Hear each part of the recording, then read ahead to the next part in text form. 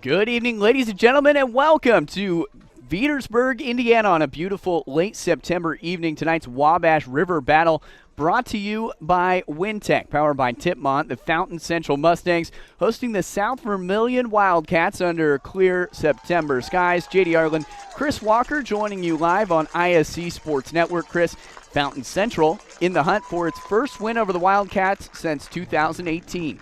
Yeah, Fountain Central is looking to kind of change the narrative in this series. If they can do that, like you said, to be their first win in the last, I guess in 4 years, and under their new coach Herb King, hopefully they can do that. Absolutely. Well, it's a new leaf for South Vermillion as well. Last year, of course, finishing with a record of 4-6. This year, they've already surpassed that win total at 5-1.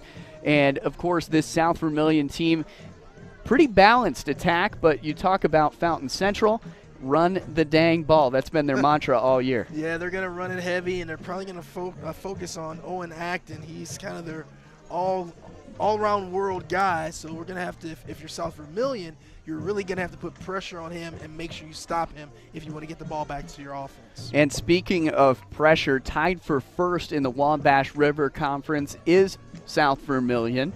Of course, Herb King's former program, Seeger, also at 4-0 in that conference. What does it mean to be first in the conference this late in the regular season? Well, you're feeling good. It tells you you've been playing good football all year, and you want to continue that on this Friday night. So play good defense, play good offense, sound on special teams. That should get you a victory. Last year, Fountain Central finished at 3-7. This year, they come into this game at 2-4, trying to get as many wins as all of last season in 3 fewer contests. Do you think new coach Herb King has the tools to get it done at home? Well, we'll see here shortly. I mean, this is going to be a good opportunity for them to get that done. Let's see what they can do. Yeah, 32 years of experience between North Putnam, Rockville, and Seeger, his last stop. So a veteran leading the Mustangs. But there's not many Mustangs to lead, Chris. Only 22 members of this year's roster. Yeah, that is just a really, really small roster. So even though it's now the 7th game of the season, you better be well conditioned if you're playing with only 22 players. Yeah, and you can see some of the keys that we've been talking about, or the notes of tonight's matchup. There on the bottom, Owen Acton, who is, of course, the star player for the Mustangs. We see him listed as the passing leader, the rushing leader, and the overall touchdowns leader. 10 rushing touchdowns, tack on 3 passing touchdowns as well. Yeah, he's going to be someone that South Vermillion, I'm sure, all week in practice has focused on, and they're going to be prepared for him tonight.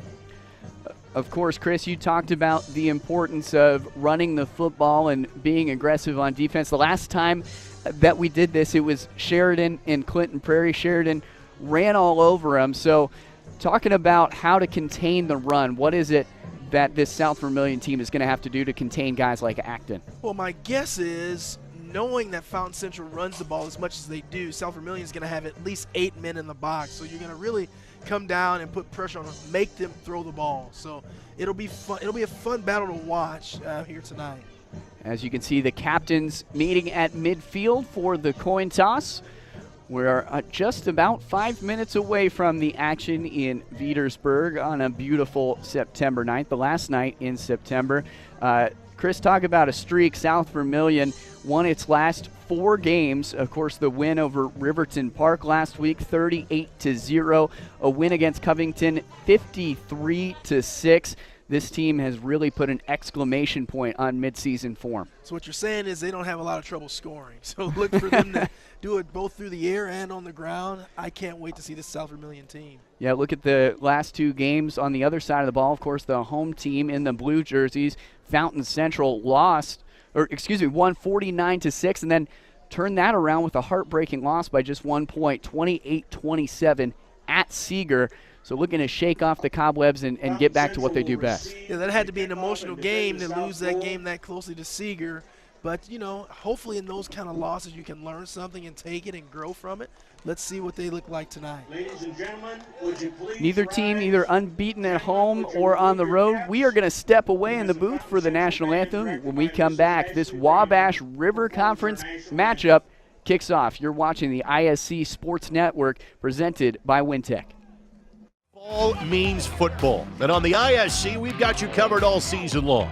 Catch our broadcast live on television on MyNDTV 23 and Comcast 81, as well as streaming on ISCSportsNetwork.com. With a subscription to ISC for only $4.99 a month, you get access to our entire library, viewable anytime, anywhere, on our website or on the ISC app. Don't miss a single broadcast. ISC Sports Network. Football lives here. Have you heard? Titmont and Wintech have joined forces to build a stunningly fast fiber optic internet service with no data caps and the best customer service from a company you know and trust. Sign up today and follow our progress at join.wintech.com. Wintech, powered by Titmont, is building the future in Linden and New Richmond. We offer 3 easy and affordable packages with superior reliability, customer service, and unlimited usage. Order service today and get free installation at join.wintech.com.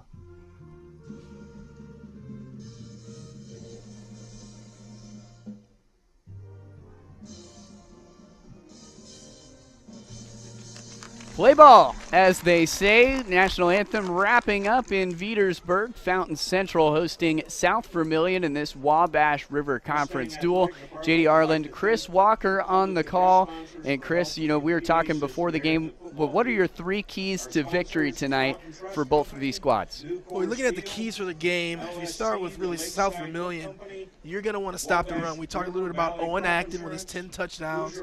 South Vermillion's really going to have to key on him and stop the run. Number 2, still on the South Vermillion side, they want to continue to pressure the quarterback. They're averaging about 4 sacks per game. If they can do that, they're going to be in good shape.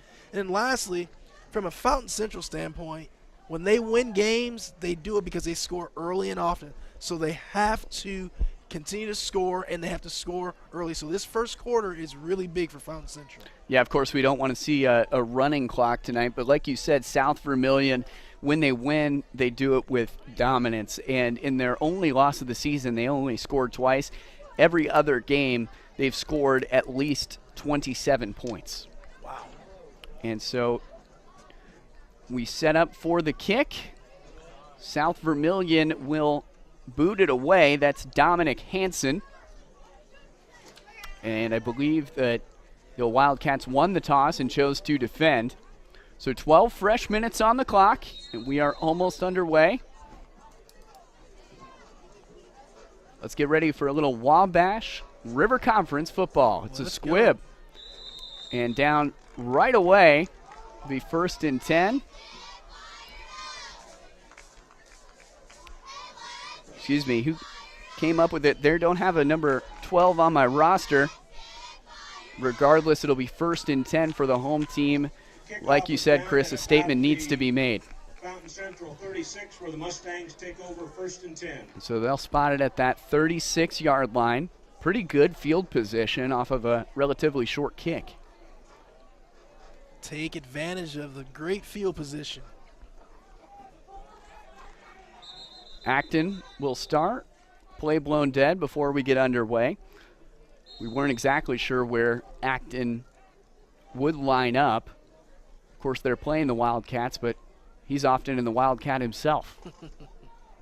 Sending the man in motion. And how about that? Brought down right away in the backfield. Delivering that huge hit there was Zach Hess, the defensive tackle. Really good defensive play there. The pass to Foxworthy is complete. Looks like it's number 77 initially with the tackle. And that's 2nd and 15 for the Mustangs. Schrock, Gus Schrock with the stop there. And so big time play to put the Mustangs behind the sticks. He looks every inch of that 6'2", 225-pound frame. It's a run right up the middle, and Chris, it's like they were listening to you before the game. It just goes nowhere, and so that will bring up 3rd down and probably 9. Fiak there with the tackle. It's a really good play. Nowhere to go. Fiak read it like a book. Yes, he did. 3rd and long here. And so now a little creativity coming for the home Mustangs. Dropping back is Acton. Looking over that left side and not caught, overthrown to his target. So that'll bring up 4th down. The intended receiver there, his brother, Nolan Acton, who also plays at quarterback, wide receiver, and cornerback. Chris, when you got 22 guys on the roster, there sure are a lot of commas in between positions. No kidding.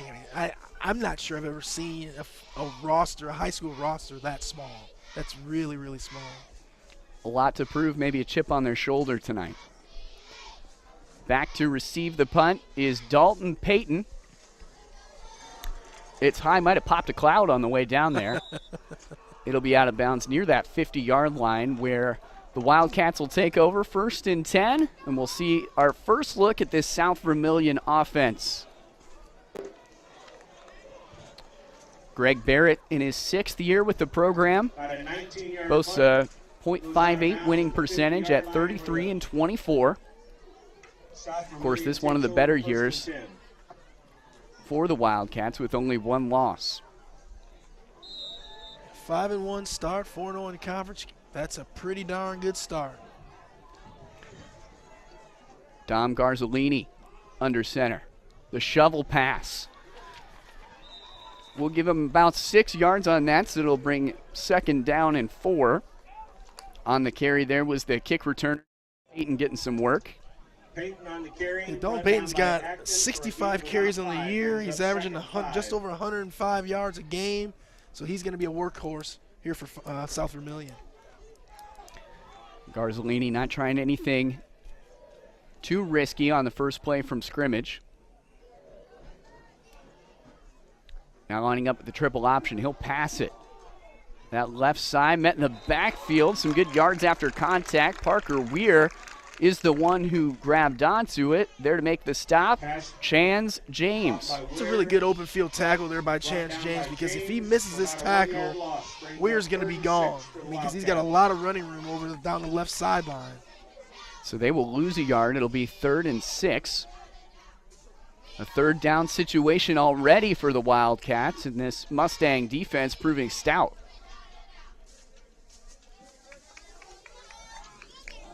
Dropping back, way over the middle. It's a deep shot, well over the head of Gabe Clay. Kind of airmailed him after facing the pressure. Chris, you just got to get rid of it in a situation like that. Yeah, that's one of those plays where you make the nice pump fake and you catch a DB peeking in the backfield. That situation, even underthrowing the ball is better than doing what he just did there. Just get the completion in that situation. A little bit of excitement, I'm sure. Correct. Some pregame jitters. That's right. Maybe stay out of the gym for a couple of days. Passes like that. So they'll punt it away. There to get the kick return is the starting quarterback, Owen Acton. I'll tell you, it's a really good job by Fountain Central.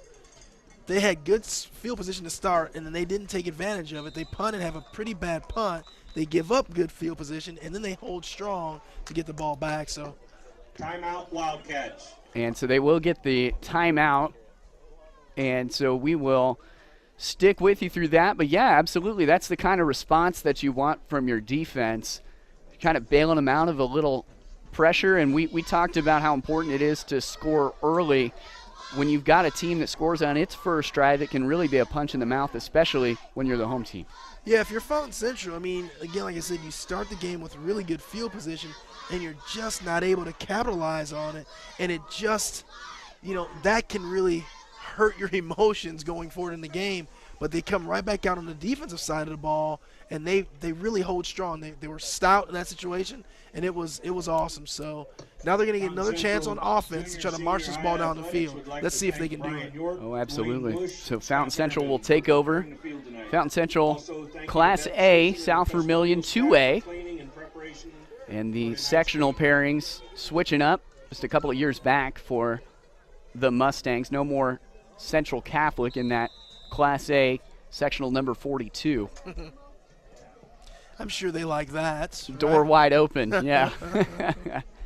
They're 2-0 in sectional play. A booming punt Good there. punt. Great punt. And it takes a Fountain Central bounce before eventually being fielded by kicking team. And so that's where the Mustangs will take over deep into their own territory. Chris, for an offense that relies so heavily on the run, when do you take to the air? This deep in your own field position? Well, no, you're probably going to try to run it out of here, at least the first couple of plays. You don't want to get yourself pinned down here where you're forced to throw. So let's see what Fountain Central decides to do. So they'll have Acton out there once again. Acton in the Wildcat takes it for himself, the designed QB sneak. And very successful for the Mustangs. Acting on the carry, brought down by Payton. Well, we talked about it. Acton runs the ball a lot. He's the leading carrier on the year for Fountain Central, so look to see that quite a bit this game. They'll mark him past the first down, so a great pickup in 1st and 10 yet again. Acton hands it right off. And right up the middle goes Luke Foxworthy, the 6'3", 220-pound middle linebacker and defensive end. They've got him playing running back tonight. Good size. That kind of ground and pound offense is exactly what you need to do to burn clock. And they'll go Wildcat again. This time about a 3 to 4 yard pickup. And so we see a lot on the ground from Acton, who does it all himself. Yeah, the big boys from Fountain Central, from South Vermillion closed that up, but Acton was still able to get a couple yards in there. 3rd down and 4. Brings up about 3rd and 4 for the Mustangs. And so the clock keeps rolling with just about 8 minutes to go. The center very early to the action. Acton again going to do it for himself. Nice. Breaks free, finds a little space past the 50. How about Owen Acton's statement made? Move those chains, and that'll be another Mustang first down. Well, you saw Fountain Central really hustle up to the line. They didn't give South Vermillion a chance to get set, and they snapped the ball right away.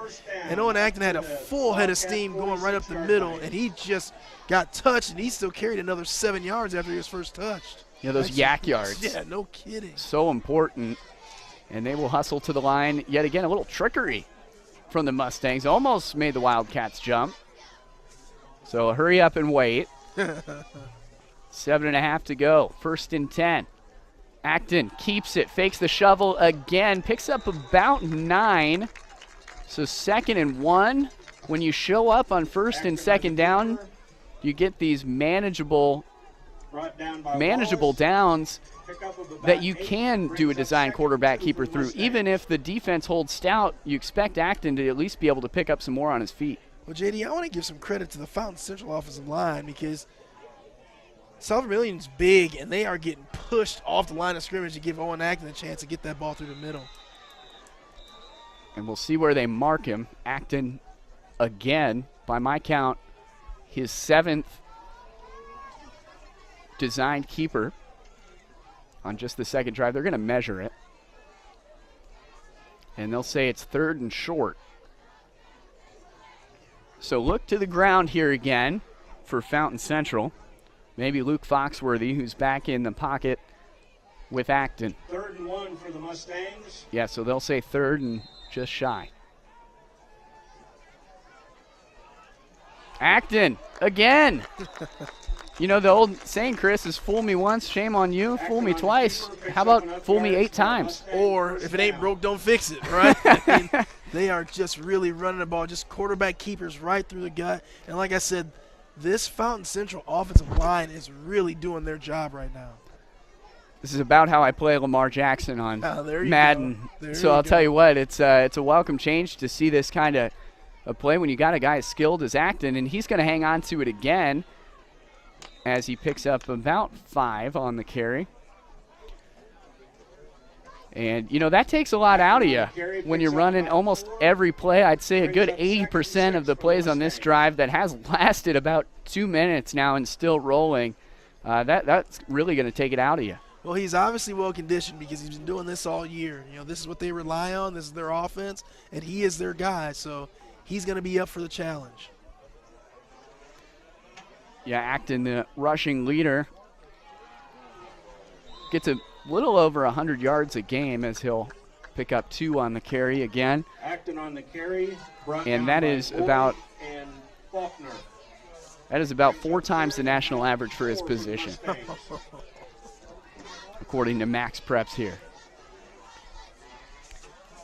It's a big 3rd down here. A 3rd and 5 maybe? Let's see. I mean, do you go with the same play that you've been gassing them on so far? I think now's the perfect time to lean into that shovel fake that they've been doing, the dig pass off the left side. Now is the time for a little more trickery to try to pick up an early first down and play blown dead with 5:02 on the clock. It'll be a timeout. And we will step aside as well to take a quick breather here in the booth. You're watching ISC Sports Network 0-0 in Veedersburg.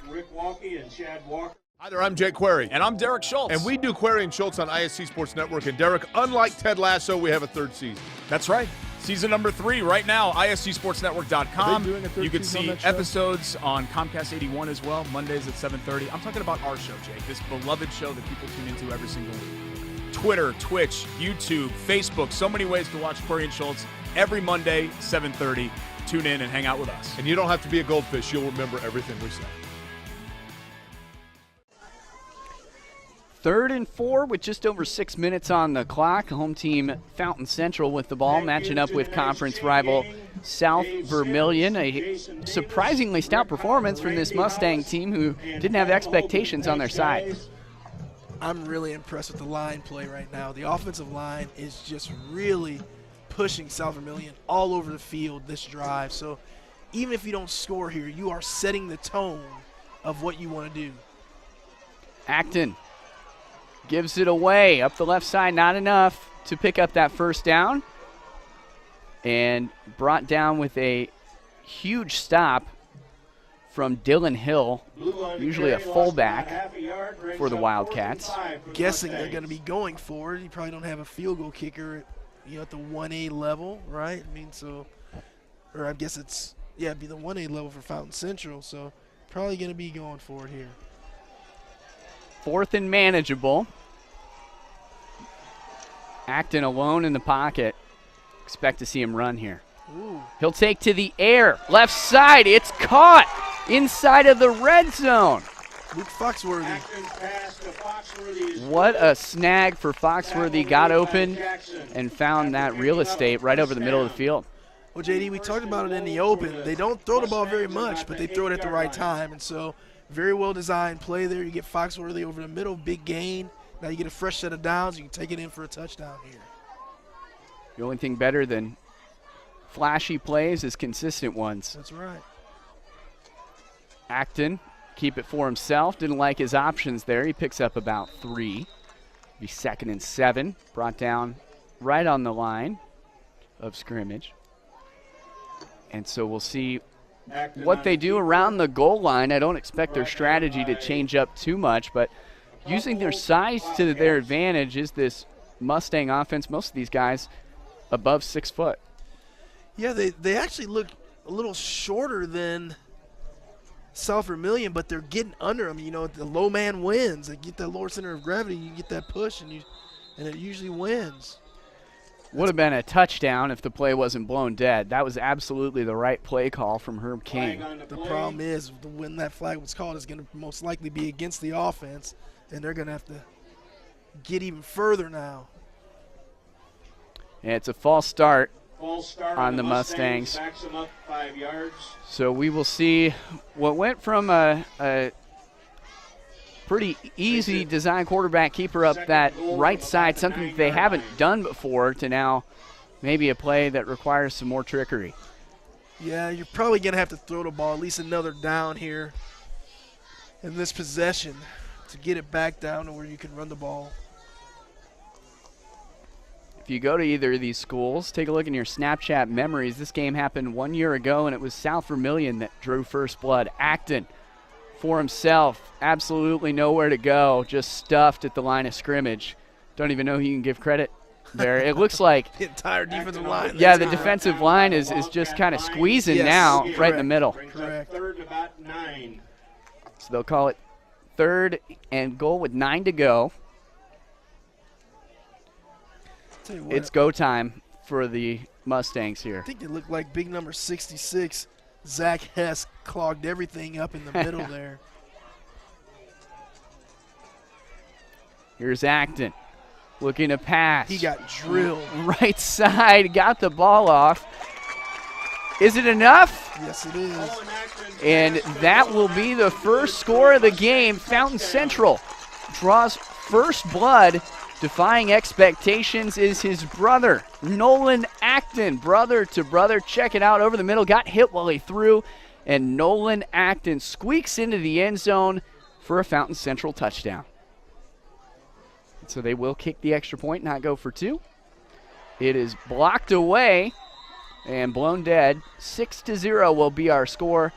The Acton to Acton link up paying off early. Well, as we were joking off air, the Acton action there, huh? All right. Now's as good time of any to remind you of our sponsor. That touchdown brought to you by Wintech, powered by Timpmont Fiber Internet Service. And they have the reliable speeds you need to stream all the sports, news, and shows and movies you want. Visit join.wintech.com to learn more. And a statement made early by Fountain Central. That's what you want to do under your home crowd. Get the ball rolling, get the momentum in your favor.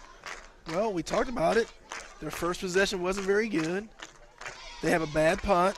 They come out and play really good defense. Then they get good field position again, and they march the ball right down the field to get on the board first. We talked about in the open, Fountain Central needs to score early and often. They scored first in this game in the first quarter. That's what they need to keep themselves in this ball game. And you talked about consistency in play with good defense leading to great offense. It's also the same guys playing offense and defense. Yes. So it probably means more. I mean, these guys are in the trenches for every single play of this game. Yeah, but let's see how they're going to be late in the third quarter, right? With only 22 guys on the roster, that's going to be tough to maintain. Luke Foxworthy to kick it away. It's a squib, maybe even an onside kick. And it'll be fielded right at that 48-yard line. Coming up with the ball is Logan Smith, the sophomore wide receiver. Look at this. Talk about Madden play calling. How about an onside kick in the first quarter? Yeah, I'm not too much of a fan of that, to give South Vermillion the ball back on a really, really short field. So now if you're South Vermillion, you have to capitalize on this. The second time that they've had the ball near that 50-yard line in their second drive. So now's the time to look at the whiteboard and see what went wrong last time.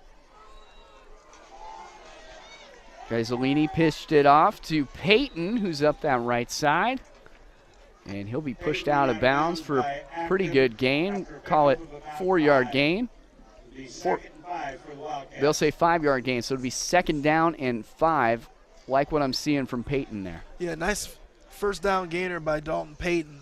See if he can do the same thing for him on the other side. Come this side of the field. Get him to the wide side, let him work. Garzolini looking calm. Nobody in too much of a hurry. South Vermillion knows they have time to respond. Ooh, yep. Number 5, Gabe Clay, moved early. We have false start against the Wildcats. And something I noticed about last time out for South Vermillion specifically, 11 penalties for 87 yards. Yeah, you're going to have to clean that up. If you want to stay undefeated or stay at the top of the conference, you're going to have to clean that up. And so, yeah, they'll take a walk back and right back where they started. 2nd and 10. 2.5 to go here in this first quarter. The away team trailing by 6. Garzolini, Peyton again. This time it's a 9-yard gain, so it'll bring 3rd down and 1. And how about Peyton with the wheels?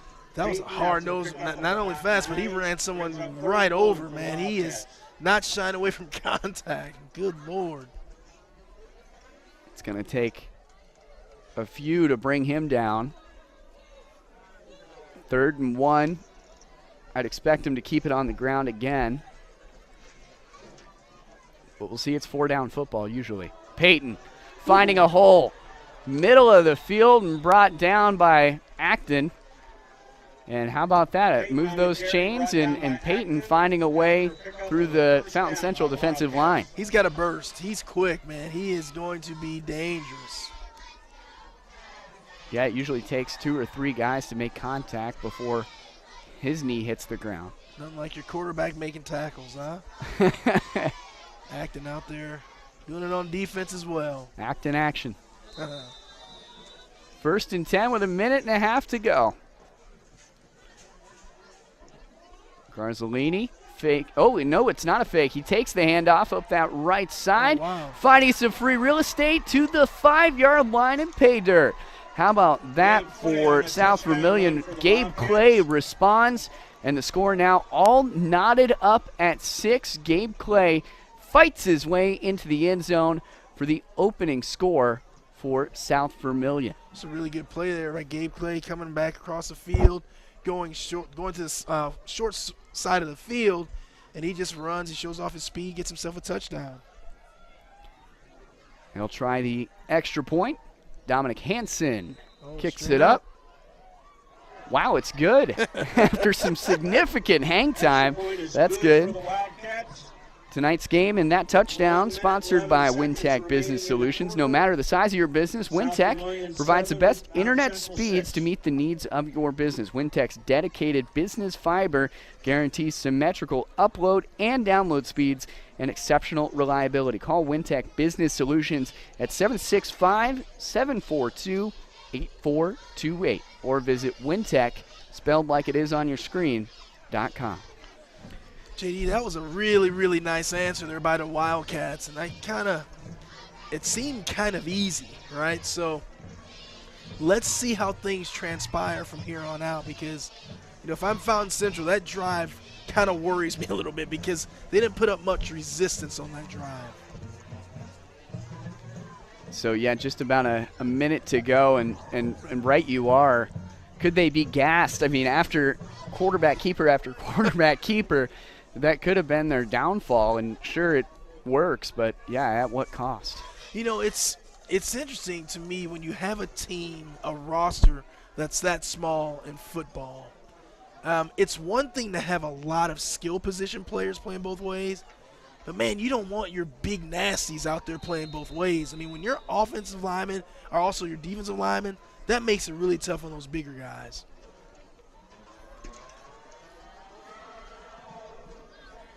Kick is up and away. Another great kick that's bobbled around the 10. Uh-oh, here comes the special teams unit to force him down right about the 15-yard line. Can't do that if you're Fountain Central. They're pinned now very deep in their own territory. Yeah, you don't like to be starting down here, but again, if you're Fountain Central, just relax, regroup, get Acton going back through the middle, and see what that gets you. But if you're Fountain Central, if you're South Vermillion on the other side, you got to get back, man, get some extra guys in that box and kind of close the middle.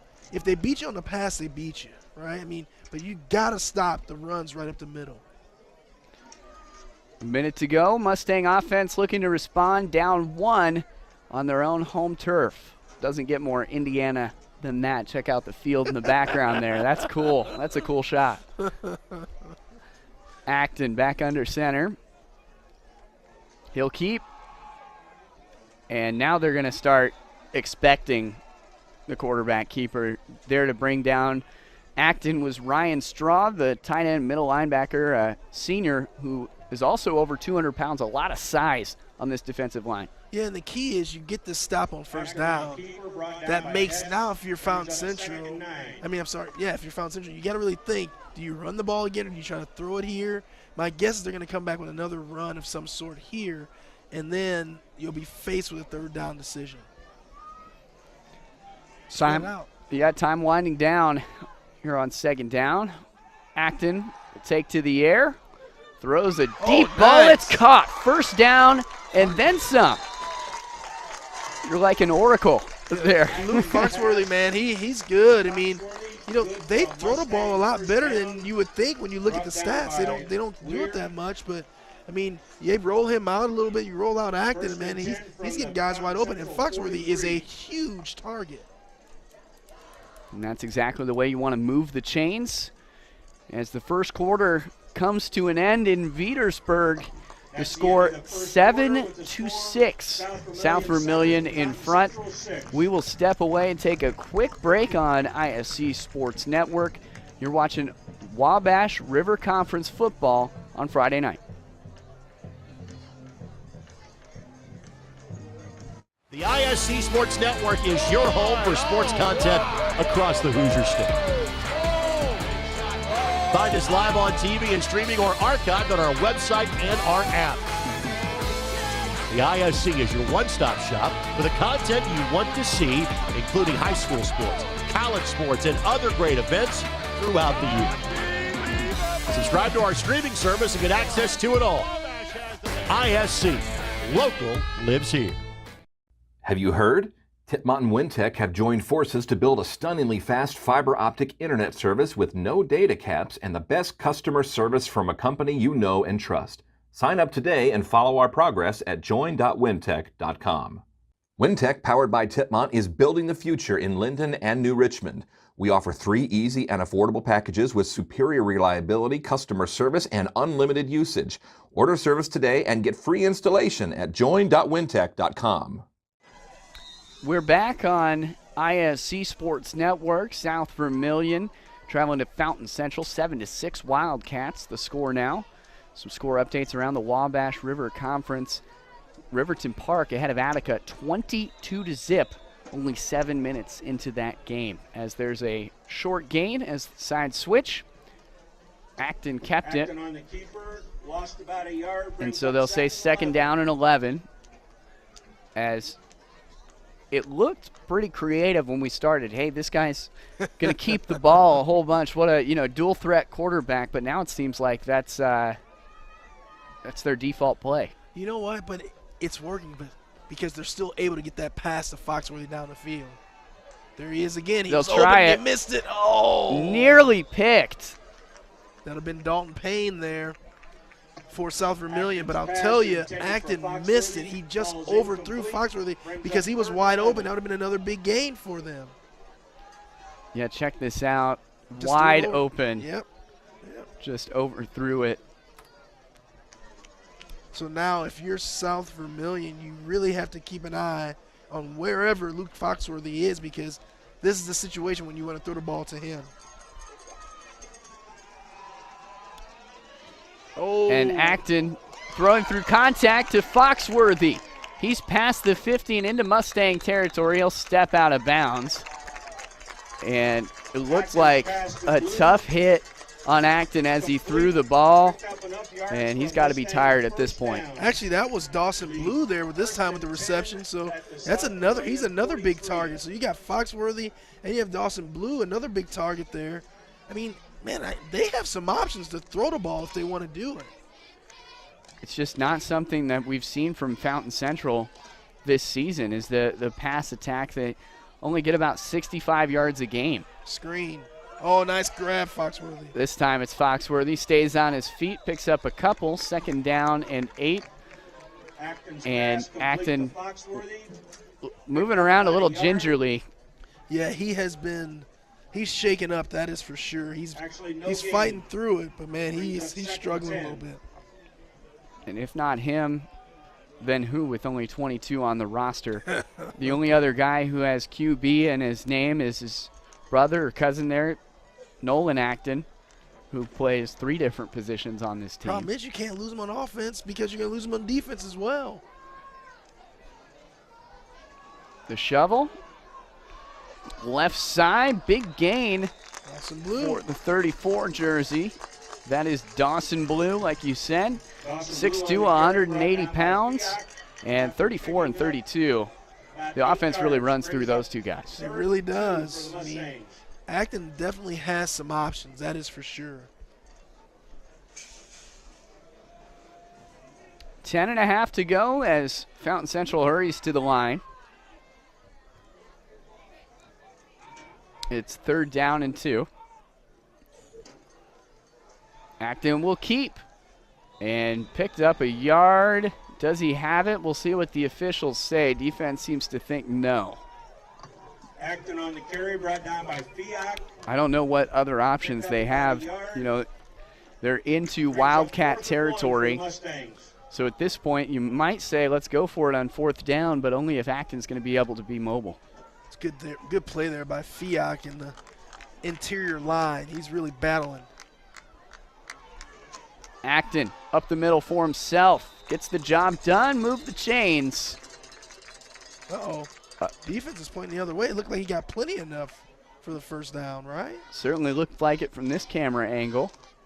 They're going to and they'll give it to him. Give it to him. Wow. A little contentious is Chance James. I am surprised there was no measurement there with as much, hesitancy that was going on there. I'm really surprised they did not bring out the chains. And the clock stops anyway, so it's not like the officials were protecting anything like that. But they'll say 1st and 10, and so we'll go with it. Owen Acton. He's got Blue in the pocket with him. Acton tries to go off the left side, bounces out of bounds. There to pick up the stop. Wearing number 9 is Parker Weir. Acton is not running with the same intensity he was earlier, that is for sure. It's not that same pep in the step that we saw earlier. You can see it kind of a little bit of a limp there. Correction, that was Gabe Clay. It looked like a 9. It's actually a 5. But, yeah, he's taken a lot of shots, and that's what you've got to manage if you have a mobile quarterback is how much action will he get. And this will be a handoff. Right up the middle is Foxworthy. Foxworthy on the carry. Like to see him use Foxworthy a little more. Foxworthy, of course, packing the 6'3", 220-pound frame. He could be a workhorse, no pun intended, for this Mustang offense, but we really haven't seen Acton give the ball up as much as maybe we were expecting. Yeah, we've seen him receive the ball more in the passing game than we have via the handoff. 3rd and 6 on the 30. 8:18 to go. Oh, Acton made him jump. Fiat. He's been so good so far. Flag on the play. And no surprise at all. Encroachment on the It'll be encroachment, and that'll move them back. And so repeat 3rd down there, but instead of 3rd and 6, how about 3rd and 1? Makes it a lot easier for Fountain Central to capitalize and get the first down here. Lining up with a lot of guys in front. Acton for himself will try the left side again. Picks up the first down without a doubt before he's spun down. Dallas Coleman there on the stop, the sophomore. And check this out. If it ain't broke, don't fix it. They'll do it again. Really, really good block there. A pin down block by Dawson Blue. He kind of gets out of his running back position, his halfback position, and gets on the outside of that defender and turns and pins him in. Just clears the sideline for Acton. Very nicely executed there by Fountain Central.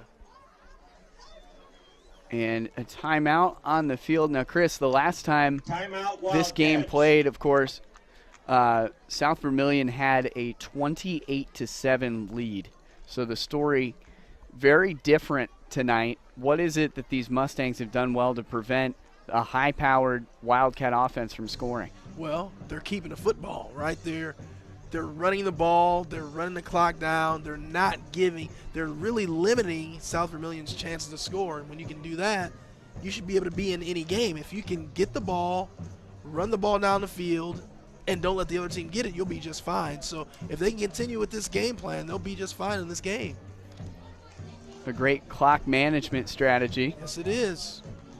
We saw that the last game we broadcast together with, we talk about Herb King having a lot of years, a lot of tenure in the job, but Mr. Coach Wright has, what do we say, 56 years? That is a lot. Yeah, of course, the head coach of the Sheridan Blackhawks. Yep. They're, that wing tee offense, that run-heavy offense, just run heavy. right down the middle every time. Yes. Easy game to call. Yep. Easy game to signal, I'm sure, as well. But, yeah, the air attack coming a little bit more important for the Mustangs in this contest. 8 to go. Acton hands it off. Fiak on the stop. Yeah, Foxworthy just nowhere to go. Fiak is on the bottom of every single play, every single running play for South Vermillion. He is just he's a pain in the middle, man. He just sheds his blocker really well, clears himself to make the tackle. He's really stout in there. South Vermillion about 6 points shy of its average at this point of the game this season. Acton rolling right, facing pressure, brought down, and obviously a few to give credit for that pressure, but eventually there to make the stop was Will Clay Faulkner. Nice job there by Will Clay Faulkner. But yeah, like you said, several players back there to make him, that turned him back into Clay Faulkner. Loss takes the ball back to about the And that offensive line tired, of course. Of course.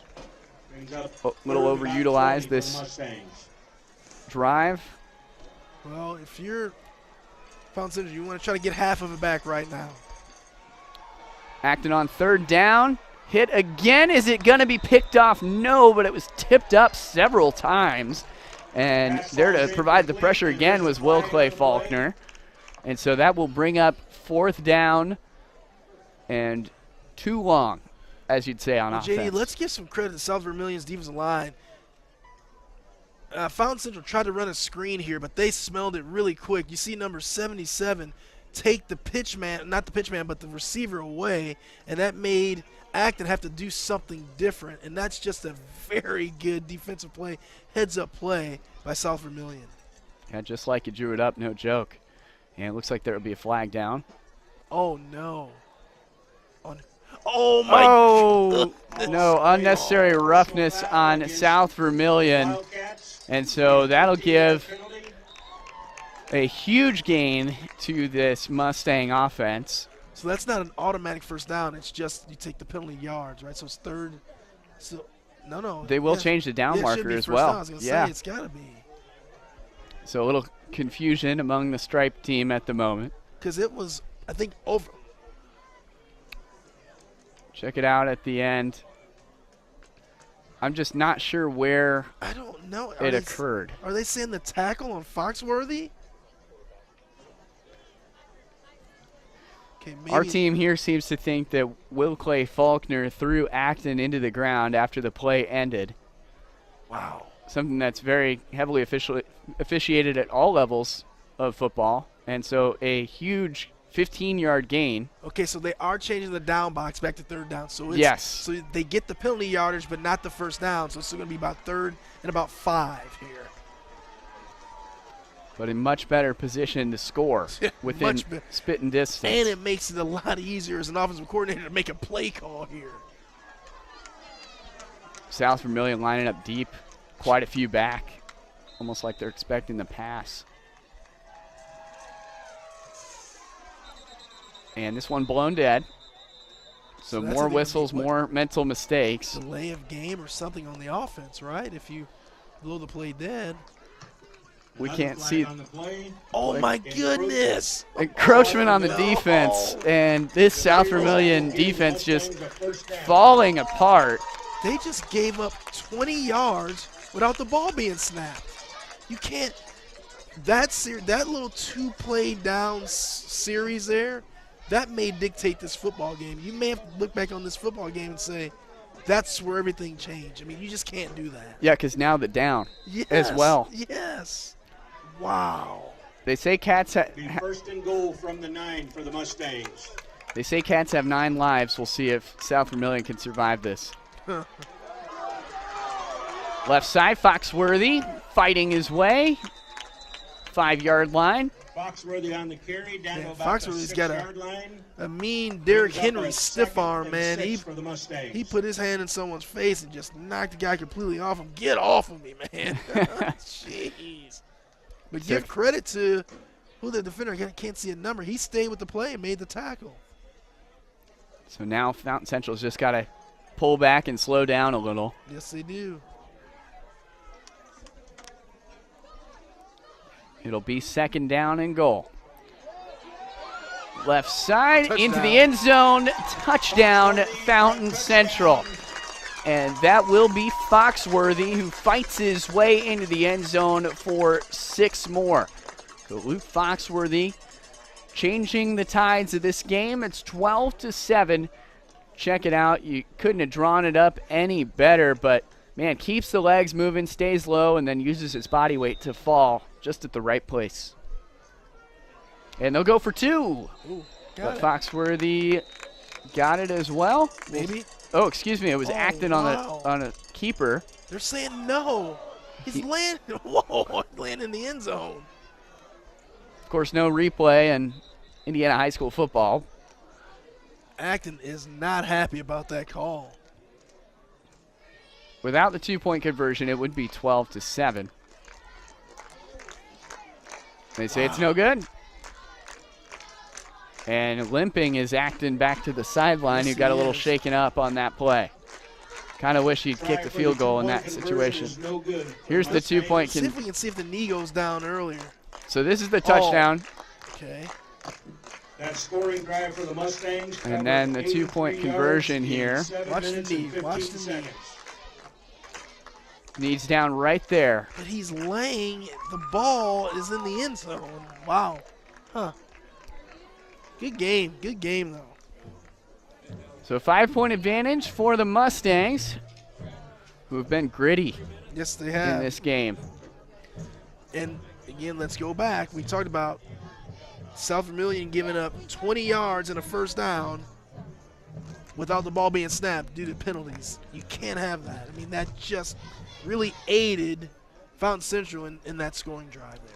Well, yeah, turn the clock back a year ago. Like I mentioned earlier, 11 penalties, 87 yards. This is not something that is too out of the ordinary for South Vermillion, who just hasn't been disciplined on defense. Yeah, unfortunately, I mean, undisciplined football will get you beat if you're not careful. I mean, you're not going to be able to outscore everyone when you're that undisciplined.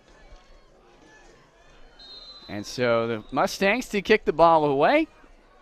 It's a squib kick, maybe even an onside. I don't quite know what to call that because it was just at the first defender there. So picking it up was Logan Smith. Take another look. We'll take a Twitter poll and see what you guys think. I just don't get it. I mean, Foxworthy's a big kid. Just let him haul off and boot the thing and kick it down the field and make him. I mean, if they're going to score, make him work for it. I mean, the last possession that South Vermillion did have the ball, they marched it right down your throat. And so, yeah, South Vermillion looking to put up some points on the scoreboard before going into the halfway point. They've led at the half in each of their victories. And nowhere to go, but about a 3-yard gain. Did you catch the number on that, Chris? Looks like 34, Dalton Payton on the run. I think it was Dalton Payton again. So Payton looking for a lane. Good job staying up on his feet, keeping those feet moving and the head down. That's exactly what you coach into a running back. You got it.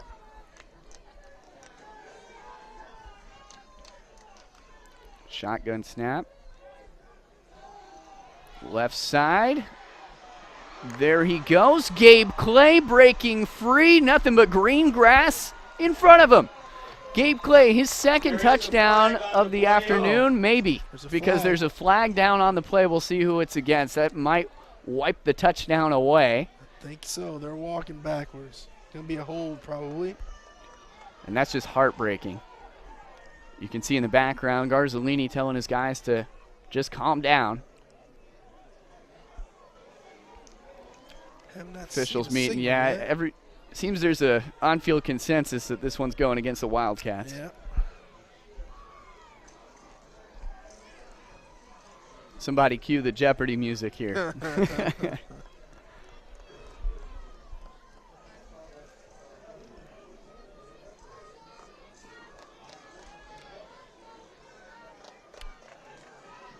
All right, we'll see what he says. During the play. Oh, no.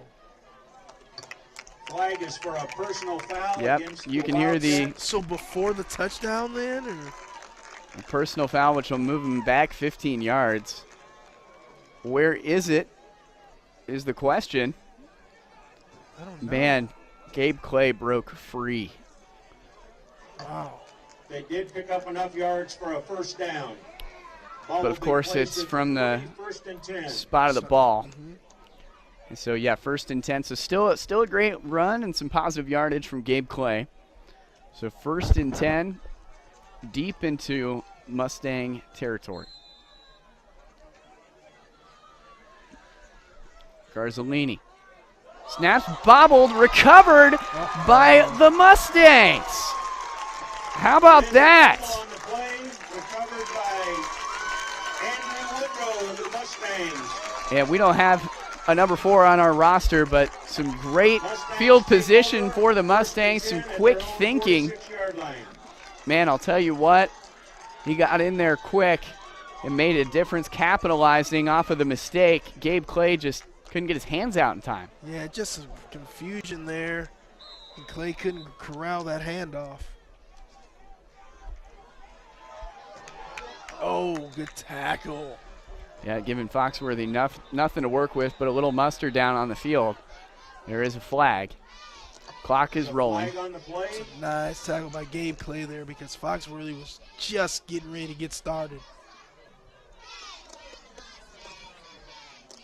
Clay's got to be just kicking himself after a great breakthrough touchdown run that's wiped away and then fumbles the ball. Blocking the back. On the offense. Flag is against the Mustangs. Walk 'em for back. illegal block in the back. Tonight a masterclass on official hand signals. No kidding.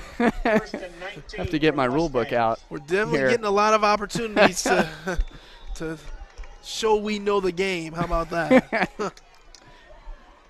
And so Acton, even after limping away from that 2-point conversion, is back out under center for the Mustangs. His brother there, too, Nolan Acton. And Owen Acton, of course, moving a little slow, picking up about 6 yards on the game, but you can see a lot slower than he was at the beginning of the evening. Yeah, he is really struggling out there, man. He's gutting it out right now. Man, reminds you of Justin Herbert a few weeks Oh, ago. my goodness. 14 for the Mustangs. You know, at some point, man, you're going to have to think of another option, right? I mean, you can't keep him out there like that. They'll probably evaluate at halftime, but Yeah. of course Acton going to stay in and tough it out. 4 minutes to go. Second and long, Acton again. Up the middle, about a 3-yard gain. Some good sportsmanship there. There's been a lot of good sportsmanship this game. I've been noticing that. Faulkner. Will Clay Faulkner was the one About third who and 11 for made the the stop Mustangs. and helped him up.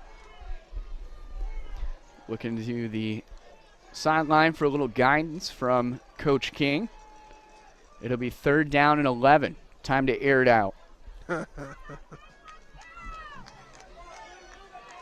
And his favorite target is deep. And Nolan Acton is deep at the top of your screen over on the left side there. Everybody seems to be checking their playbook. See, this is a situation where I would have Timeout, Foxworthy and Blue out, spread out. And a timeout. It's a great chance to remind you of our sponsors, Wintech Business Solution. Let Wintech's state-of-the-art Lafayette Data Center help your business eliminate the expense of building and maintaining your own facility while allowing you to own and control your physical servers. Call Wintech Business Solutions at 765-742-8428 or visit wintech.com. And looking to visit the end zone before the end of the half is the Mustangs, who haven't gotten off to a start like this against South Vermillion in the last 4 years. The latter 3 games of this series taken home by the Wildcats. If they don't have Acton as available for quarterback keepers in the second half, what are they going to do? Who are they going to replace him with? That's a great question. We'll have to wait and see. But, man, what you need to do first is try to capitalize on this drive, because if you can get another touchdown here right before the half, you are sitting in a really, really good spot. Now there you saw Sam Adams, Jacob Earl, Noah Gonzalez, the assistant coaches on this roster, as well as Colby Pierce. So just over 3 minutes to go. Acton still under center, drops it. Oh, my again. goodness. It's still on the ground, eventually recovered there. Dawson Blue? Yes, Dawson Blue jumped on it. I was looking for an 84. It's a 34. But, man, this is the second bobbled snap that has nearly been disastrous. Yes, it has. And that one just popped There's a out. Timeout on the field. So, timeout as we reset. Officials meet to talk Legal about timeout what was called happened. by South Vermillion. South Vermillion will take a second to think that over. So it'll be 4th down and very long. It's a mindset, say the T-shirts, but what's the play going to be? Mindset can only get you so far. We've seen that with Acton. Special thanks to the ticket takers. We'll take a break to give you some score updates from around the area. North Vermillion with about 19 seconds left in the first quarter, and Park Heritage up on North Vermillion 20-16. Also in the Wabash River Conference, 44-0 Riverton Park over Attica. That one played at Attica. And the other game going on ISC, Warren Central taking on Lawrence North. It's 7-7 with 10 minutes left in the second quarter. No score in the Carmel versus Ben Davis game. Oh, block. It's a blocked punt that goes out of bounds. Did I see a flag anywhere? Punt is blocked. Went out of bounds about the 21-yard line. Yeah, several. That's just a big man right there. Yes, it is. And let's take another look. Zach Hess. Here's the punt. Yeah, and the flag is for there. an illegal shift by the Mustangs. If you can hear the Declined. PA announcer, it was an illegal shift by the Mustangs. Wildcats take over Declined. 1st and 10 at the 21 of Fountain Central. Well, here's that kind of sudden change situation here. If you're South Vermillion, you really need to take advantage of this, because now if you can get that ball in the end zone here, you can get back on top before the half when it looked like it was going to be very bleak for you going into halftime. Got just under 3 minutes to go. Great field position. This is exactly what Garzolini wanted. Sorry, the ball will be placed at the 25. If you can hear the PA announcer, ball on the 25-yard line, 1st and 10. It's call it a 3-minute drill. Yeah, really good situation for South Vermillion right now.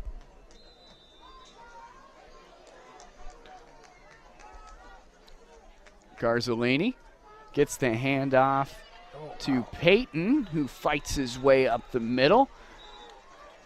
There to make the stop is Foxworthy. Gotta love a Peyton. Gotta love a Peyton with number 34 on his back as a running back. Man, he is shifty too. Yeah, I wonder where the inspiration for that came. No kidding. No kidding. Yeah, wearing that 34 jersey, a senior wide receiver, 5'10", 170 pounds, uses every inch of that to fight his way through, and he'll do it again. He's stuffed at the line of scrimmage this time. The broadcast curse there as we talk about him. 2.5 to go. That clock will keep rolling and just nowhere to go. Check this out. Woodrow stuck his nose in there, man, from that safety position, and I believe it made a big-time hit. 3rd and 2. Garzolini moves Peyton over to his right side. They'll go with the jet sweep. Right side, eventually down and out of bounds to stop the clock. Gabe Clay, the ball carrier. And so great field position to score here. The goal line offense for the Wildcats coming out. Gabe Clay's got some speed, man. He gets those outside. And Foxworthy.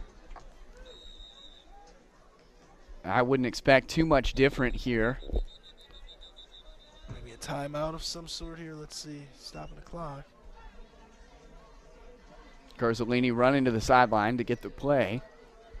Now the clock's stuck at 1:58. Play clock not moving. As we see a little conference there between Garzolini and head coach Greg Barrett.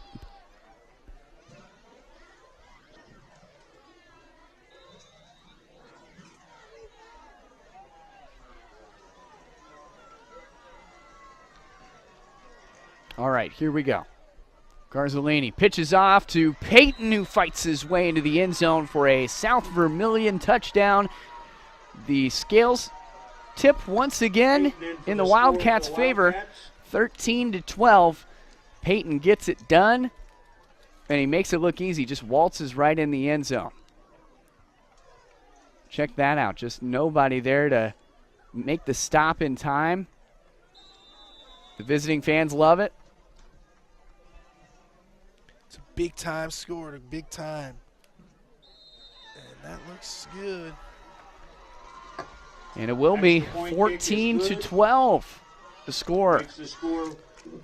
And we will step away to take a short break. You're watching ISC Sports Network, presented by Wintech in Tipmont.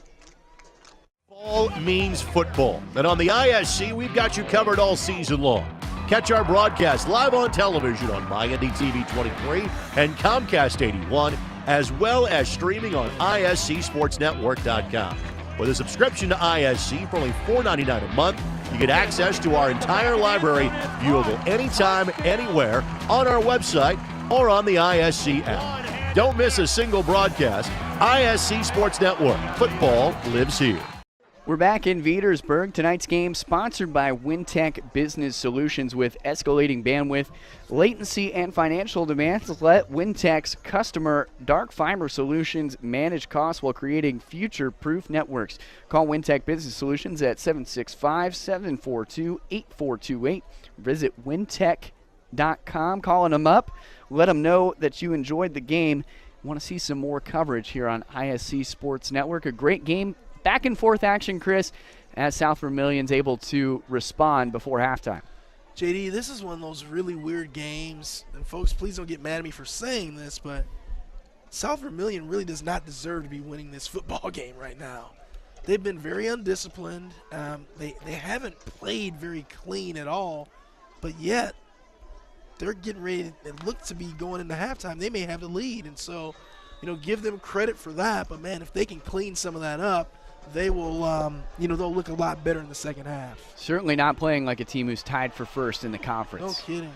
As there's another bobbled kickoff, and eventually out of bounds, but this is the second time this has happened for Fountain Central. Dawson Blue had a hand on it, and then, of course, it hit the freshly cut grass there and nearly rolled out. So pinned deep are the Mustangs yet again. They were able to bail themselves out last time, but remember, they had a lot more clock to do that. Yeah, absolutely. And so, really their offense isn't set up to be a quick scoring offense via the pass. And so let's see what they come out here with. Also, South Vermillion gets the ball after the half, so I'd expect Fountain Central to really take a shot here. Acton hands it off to Foxworthy up the middle. About a 6-yard gain. Foxworthy on the carry, brought down by Conley. And that clock is rolling. As slow to get up there was Peyton. Yeah, I just saw that. Yeah, he's howling now. Peyton picked up about see if we can see any action. 2nd and 3 for the Mustangs. Might have just come down on that ankle wrong.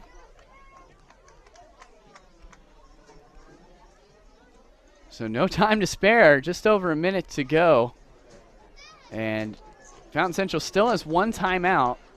Not using it. We'll try to get a little bit more downfield, but keep it on the ground for now. As there's another short gain.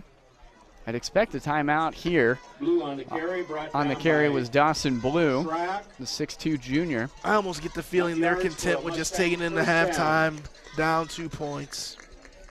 And then obviously South Vermillion does not have any timeouts available because they've used all of theirs, so nothing really they can do. Acton, yeah, they're just going to run this one out. This one down the middle, about nowhere to go. That might have been the last play of the half. Blue, the ball carrier. Blue on the carry. Just not a lot of urgency there. Yeah, Fountain Central they're defying expectation. Of course, they're down, but they have South Vermillion right where they want them. Home field, cool September night. All the momentum in the world is with Fountain Central, even though they're still down 2. And that'll do it. So at the half, South Vermillion leads by 2, 14-12. You're watching ISC Sports Network. We'll be back with the latter 24 minutes of this Wabash River Conference game presented by Wintech. Titmont RAMC is empowering our communities. Have you heard? Titmont and Wintech have joined forces to build a stunningly fast fiber optic internet service with no data caps and the best customer service from a company you know and trust. Sign up today and follow our progress at join.wintech.com. Wintech, powered by Titmont, is building the future in Linden and New Richmond. We offer 3 easy and affordable packages with superior reliability, customer service, and unlimited usage. Order service today and get free installation at join.wintech.com. Hi there, I'm Jake Query. And I'm Derek Schultz. And we do Query and Schultz on ISC Sports Network. And Derek, unlike Ted Lasso, we have a 3rd season. That's right. Season number 3 right now, ISCSportsNetwork.com. You can see episodes on Comcast 81 as well, Mondays at 7:30. I'm talking about our show, Jake, this beloved show that people tune into every single week. Twitter, Twitch, YouTube, Facebook, so many ways to watch Query and Schultz every Monday, 7:30. Tune in and hang out with us. And you don't have to be a goldfish. You'll remember everything we say. The ISC Sports Network is your home for sports content across the Hoosier State. Find us live on TV and streaming or archived on our website and our app. The ISC is your one-stop shop for the content you want to see, including high school sports, college sports, and other great events throughout the year. Subscribe to our streaming service and get access to it all. ISC, local lives here. Have you heard? Titmont and Wintech have joined forces to build a stunningly fast fiber optic internet service with no data caps and the best customer service from a company you know and trust. Sign up today and follow our progress at join.wintech.com. Wintech, powered by Tipmont, is building the future in Linden and New Richmond. We offer 3 easy and affordable packages with superior reliability, customer service, and unlimited usage. Order service today and get free installation at join.wintech.com. Fall means football, and on the ISC, we've got you covered all season long. Catch our broadcast live on television on MyNDTV 23 and Comcast 81, as well as streaming on ISCSportsNetwork.com. With a subscription to ISC for only $4.99 a month, you get access to our entire library, viewable anytime, anywhere, on our website or on the ISC app. Don't miss a single broadcast. ISC Sports Network. Football lives here. High school sports fans, welcome back to Game Time, to pure spirits, to pure sports. Welcome back to high school sports. Fans, I'm IHSAA Commissioner Paul Knighty, and I just want to say, welcome back. This is Game Time. This is Indiana high school sports. This is your IHSAA. Ball here. Harris scores. With 19 seconds. Fake players, big boy. I'm telling you right now, that's awesome. I love it. That's the finish. You get a layup to take it. And an and one.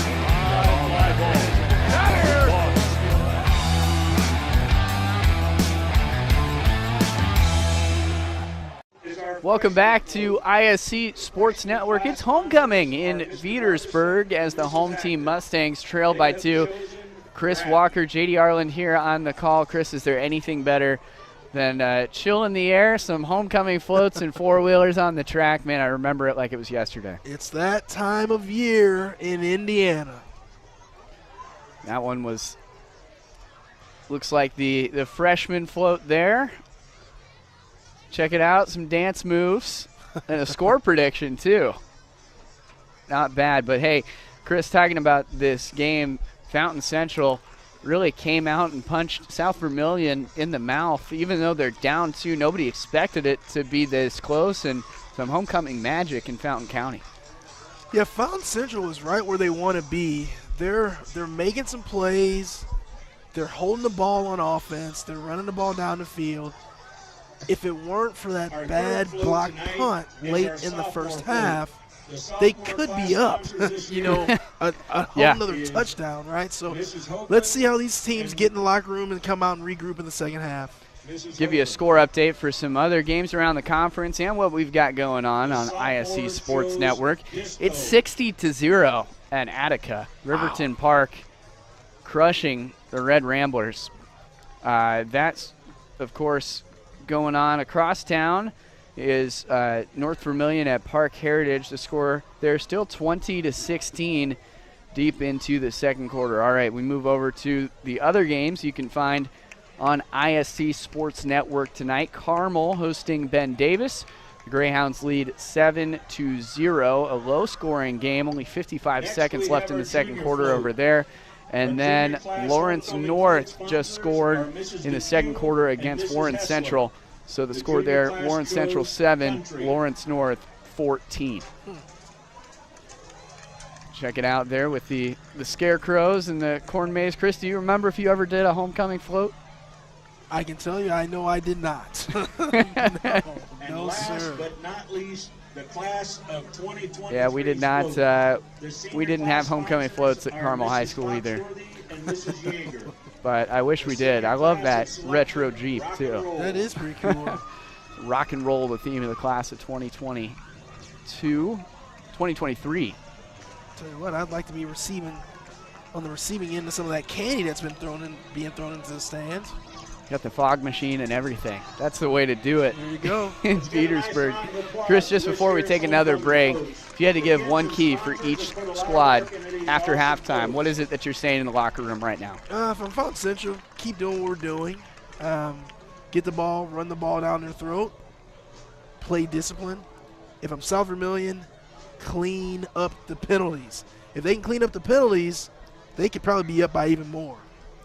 We'll see how it all shakes out on the other side of this break. We'll join you in just a few minutes in Veedersburg, Indiana. You're watching ISC Sports Network for this Wabash River Conference battle presented by Tipmont, REMC, and Wintech.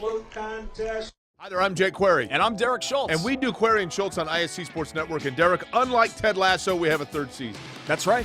Season number 3 right now, ISCSportsNetwork.com.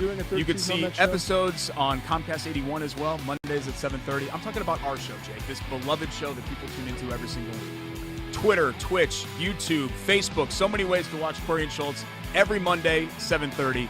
Tune in and hang out with us. And you don't have to be a goldfish. You'll remember everything we say.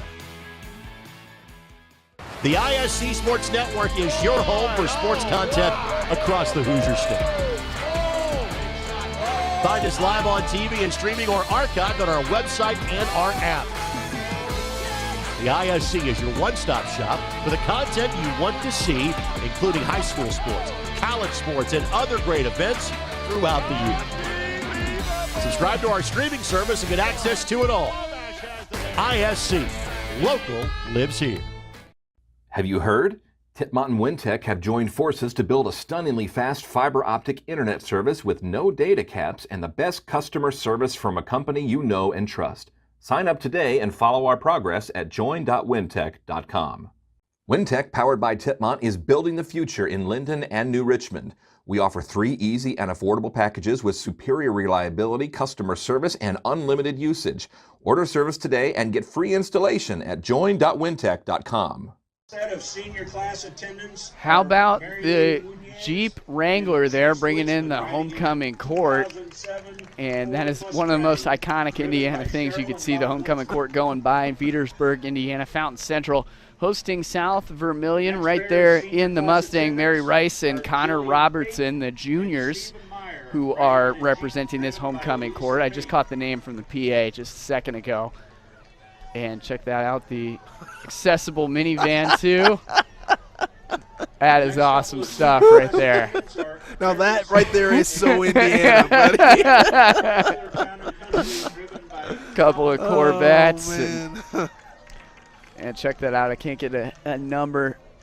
Yeah, somebody's in there from the team. I don't know if I can see the number. Can't tell from our angle that we have. Oh, caught some candy. There's Luke Foxworthy, yeah. I saw the 3, so it was 32 in there. Okay. Yeah, there he is. Settled into that passenger seat. Might need a wet cloth after that. I was just gonna say, I'm not sure if I want some dirty football player sitting in the front seat of my vet, man. No thanks. There's a cool 4-wheeler there with the chrome green. Also see our 2021 fall homecoming Riverton Park scores again, by the way, across town, 66-0. Scoring that one. Probably stop updating you there. It's a rough night. Get the point. That's a rough night there, buddy.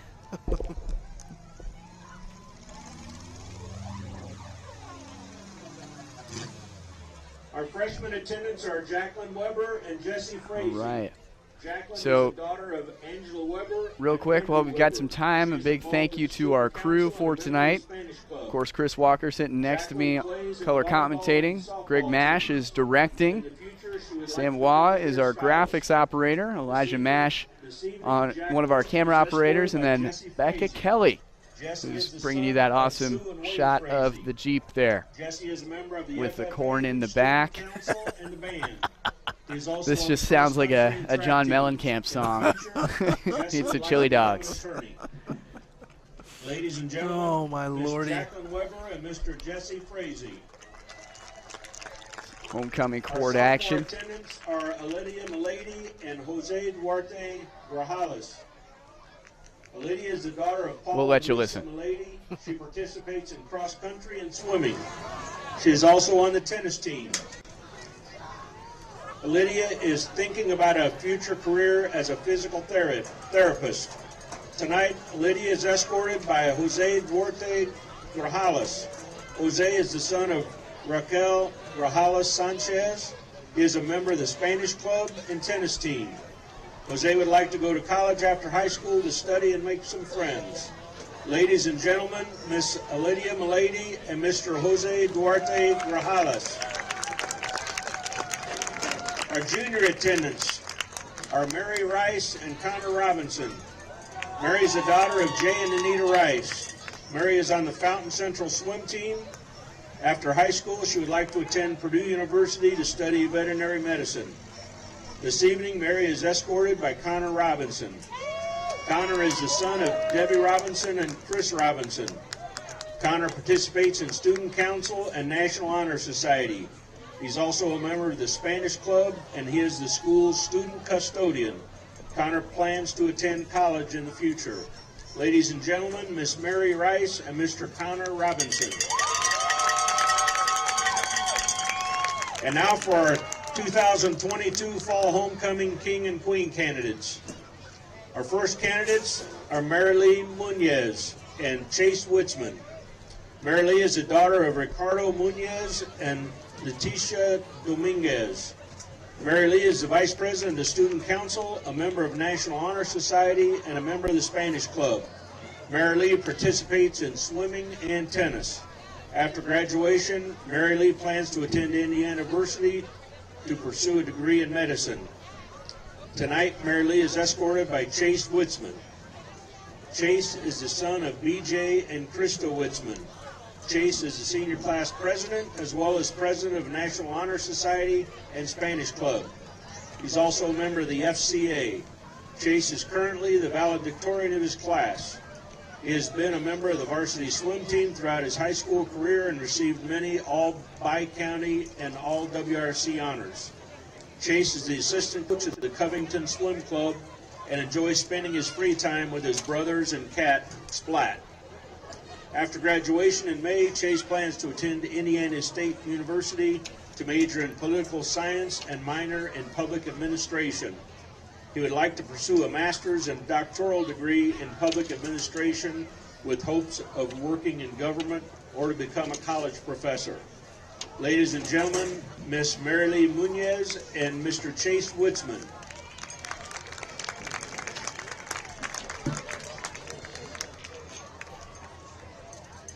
Our next candidates are Jillian Pate and Stephen Meyer. Jillian is the daughter of Lisa and Vince Pate. Jillian plays on the Fountain Central softball team, and she participates in the welding vocational. After graduation, Jillian would like to pursue a career in welding or as a tattoo artist. Tonight, Jillian is escorted by Stephen Meyer. Stephen is the son of Jessica Jenkins. He plays football for the Fountain Central Mustangs. After graduating in May, Stephen would like to attend college to pursue a career as a barber. Ladies and gentlemen, Miss Jillian Pate and Mr. Stephen Meyer.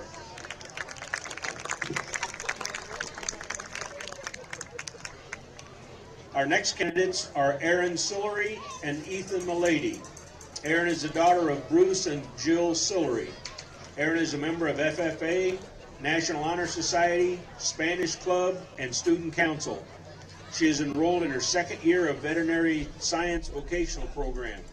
Aaron also participates with the Dream Dance competitive dance team and 4-H. After graduation, Aaron plans to attend a 4-year university majoring in veterinary medicine or animal science. This evening, Aaron is escorted by Ethan Milady. Ethan is the son of Paul and Lisa Milady. Ethan is a member of FCA and Student Council. Ethan runs cross country, plays tennis, and is a member of the track team. After graduating in May, Ethan plans to get married and have 100 kids so he can have 100 friends. Ladies and gentlemen, Miss Aaron Sillery and Mr. Ethan Milady.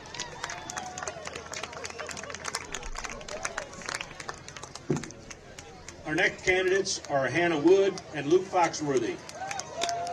Hannah is the daughter of Melissa Cooper, Darren Wood, and Shad Jones.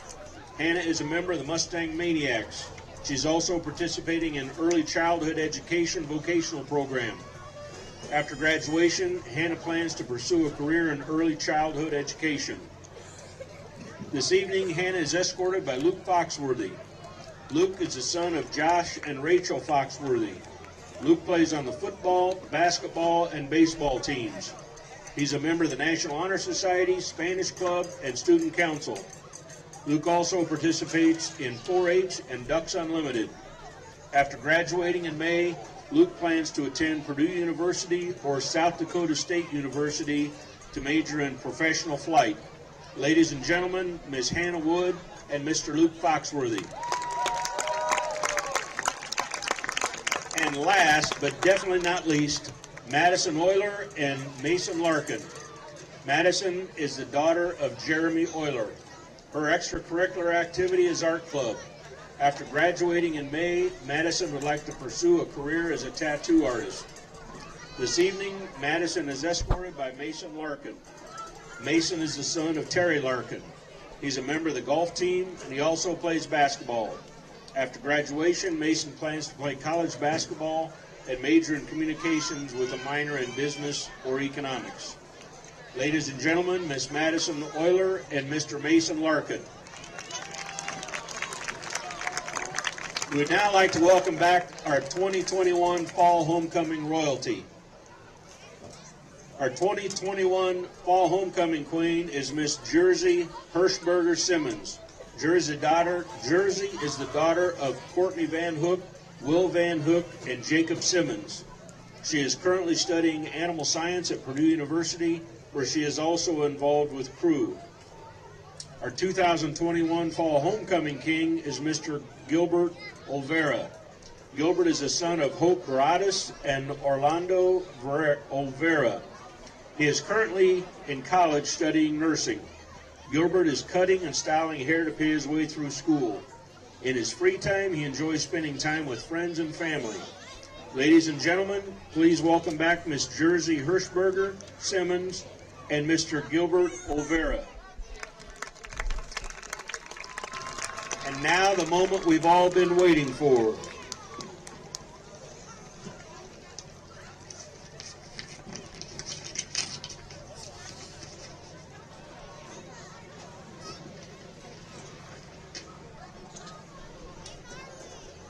Your 2022 Fall Homecoming King is Luke Foxworthy. The 2022 Fall Homecoming Queen is Marilyn Muñez.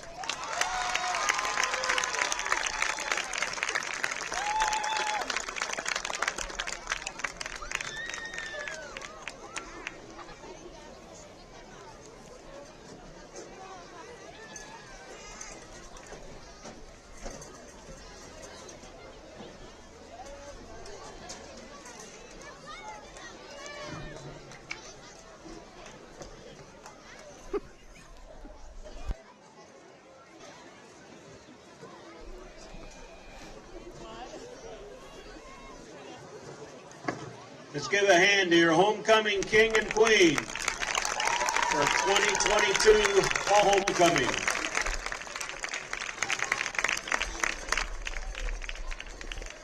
There have been numerous activities that the different classes have participated in this week, all trying to earn the honor of winning the Spirit Stick. All right, a big congratulations go out to the homecoming king and queen, Luke Foxworthy. You compared him to Derrick Henry earlier, King Henry. Now it's King Foxworthy. He's got the crown to prove it. There you go. We're going to step away, take a quick break on ISC Sports Network. When we come back, the second half of this one, South Vermillion traveling to Fountain Central. We'll be right back. Fall means football, and on the ISC, we've got you covered all season long. Catch our broadcast live on television on MyNDTV 23 and Comcast 81, as well as streaming on ISCSportsNetwork.com. With a subscription to ISC for only $4.99 a month, you get access to our entire library, viewable anytime, anywhere, on our website or on the ISC app. Don't miss a single broadcast. ISC Sports Network. Football lives here.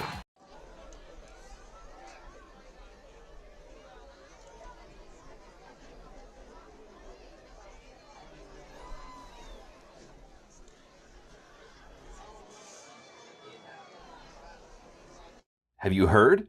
Titmont and Wintech have joined forces to build a stunningly fast fiber optic internet service with no data caps and the best customer service from a company you know and trust.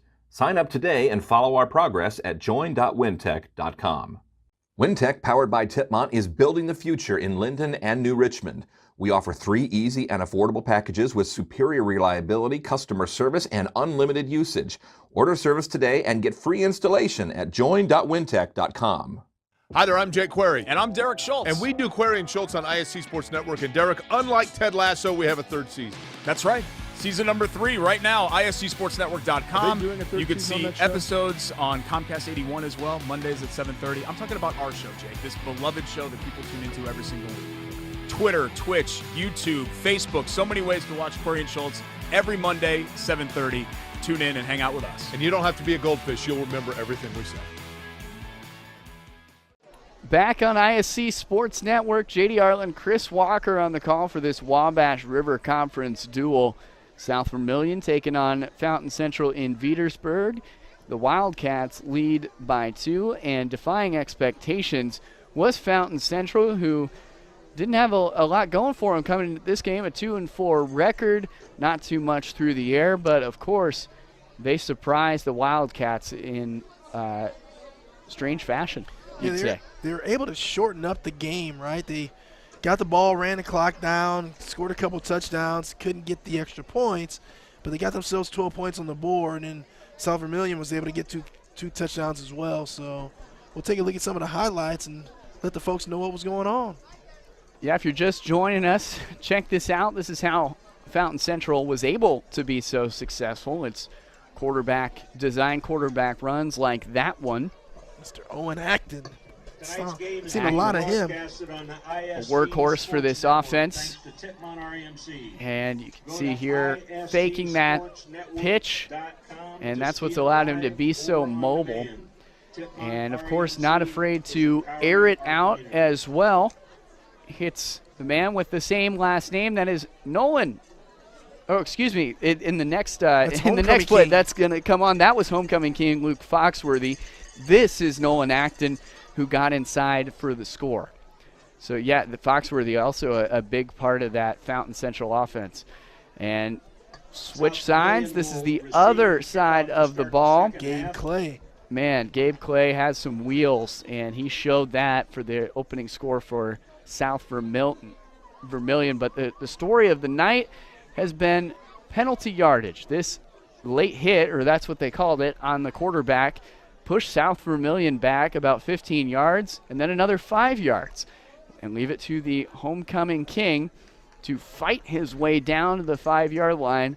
Luke Foxworthy, a weapon for this Mustang offense, and showing you what he does best. So he gets into the end zone and then just moments later walks away with a crown. Yeah, Luke is Homecoming King 2-point conversion here fails. Comes up just short, although he looked to be in my opinion, but that was not ruled the case. And so if South Vermillion gets the ball, and then Gabe Clay takes the ball all the way down in the end zone, but that is called back on a penalty. So like we said, it was really sloppy first half for South Vermillion, so they're going to have to really, really clean this up in the second half if they want to hold on and win this game. Luke Foxworthy is teeing up the and ball. This is, of course, the blocked punt that gave South Vermillion great field position to be able to do this. And here he is, and there he goes. Gabe Clay gets it all the way down to the 3. That eventually led to a touchdown. And so here we are. We're underway in the third quarter with 24 fresh minutes of clock, and that's the man himself. Gabe Clay will return the kick. Another low ball that goes just past the 40-yard line. Any idea why that keeps occurring? No, I really don't know, JD. I really wish I could understand or talk to the coaching staff to see why they do that. I mean, you're giving them such a short field, and the way they run the ball, I mean, they can take it right down the field on you. I would not give them all that field to work with. So they'll start from the 43-yard line, 1st and 10. Dalton Payton on the handoff. Dalton Payton stumbles his way past the first down marker into Mustang territory to about the 35. And so that'll be 1st and 10 for South Vermillion, who moves the chains almost instantly. Peyton is shifty. He's got a pep in that step. That is for sure. High school ball, of course, the clock stops for the first down with 11:49. Yeah, check out these smooth moves. Yards after contact. Couldn't stay up, but it doesn't matter. He already got the job done. Left side, Dallas Coleman, who picks up another first down for South Vermillion. And, man, this looks like a different team. It does. And we have not called his name a lot this evening. Good to see Dallas Coleman get the ball there. The sophomore standing at 5'11". Dom Garzolini, excuse me. I've butchered his name all night. No, you've been right on. Garzolini with a couple of options. Peyton's all the way down on the bottom of your screen to the right. We'll go with the handoff to Gabe Clay. Oh, wow. Clay breaking free. Wow. Left side, Clay into the end zone for the score. South Vermillion picks up 6 on their first drive from halftime. It'll be 20-12. And this is the Wildcat team that sits atop the Wabash River Conference. Gabe Clay with a great move to pick up 6 points. It's a really nice job there by Gabe Clay. He's really shifty, all over the field, kind of cutting back. Nice job, Mr. Clay. They will try the extra point. It is good. 3 for 3. Extra point Is kick is the good. kicker. That is Dominic Hansen. So it'll be 21-12. South Vermillion in front. Statement made. Take another look at it in just a moment. Gabe Clay knew what he was doing, understood the assignment. Look left. Not much defense there. Everybody kind of cut off on that right side, thinking maybe it's a pass, and Clay just took right advantage of it. Well, JD, again, we talked about it. That's why I'm kicking the ball as far as I can on kickoffs. You cannot give these guys a short field. Between Peyton, Coleman, and Gabe Clay, there's too much speed, too much shiftiness in that trio. I just would not give them short fields like that all the time. That touchdown brought to you by Tipmont REMC. They are a proud supporter of Fountain Central High School athletics. Learn more about our super fast fiber internet from Wintech, powered by Tipmont, at join.wintech.com. And so another kickoff for South Vermillion, who took only 30 seconds to get the job done. And Gabe Clay, who picked up his second score of the night. And he's done it with that breakaway speed both times. And let's see what Dominic Hansen does here with his kickoff. I guess he's going to boot this thing all the way down the field. And that's exactly what he does, end over end to the 15. Dawson Blue. A lot of speed for Dawson Blue. And it goes to the middle of the field again. It's almost like both teams know that it's going to be a great return, so got to make them fall on it, I guess. I don't know. And we'll see if Owen Acton will be out there again. He was moving a little gingerly. He will be. So Owen Acton, the junior quarterback, known for his scramble. This time he'll give it away to Blue. Ooh, good hit. And good hit there by Dallas Coleman, who's come up big in this half. Take another look. Really nice Quick stick pitch there by Dawson Coleman. Dallas Coleman, I'm sorry. Forcing that play towards the sideline. Even if he had missed, not much space to go. Real team hit there. We'll call it 2nd and 3. Here's Acton. Same play. Left side, first down, and then more. Wow, how about the arm strength there? I think that's Zach Hess. Yeah, Zach Hess, the big man, who stops him just shy of that breakaway speed, because had Hess not grabbed on with that right arm, I mean, he could have easily shaken away Alex Shryock and gone all the way to the end zone. Hess and Fiak have played really well in that interior line. for South Vermillion. It'll be 1st and 10. They'll try another pitch, left side. Man, so it was the quarterback keeper for the entirety of the first half, and now, you know what, we're going to trust Dawson Blue with the pitch. Yep. So Acton, you know, can't probably sustain that for 48 minutes of football. And I wonder if they're doing that too, because we do see him limping more and more now.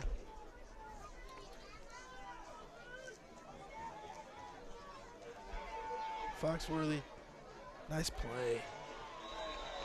Brought down right away with just over 10 minutes to go. This series over the last 35 years is pretty even. Fountain Central leads 10-8, but like we've been saying all night, South Vermillion has won the latter 3 of those contests. Nice tackle there nice play, I should say, by both Ryan Straw and Zach Hess on the D-line.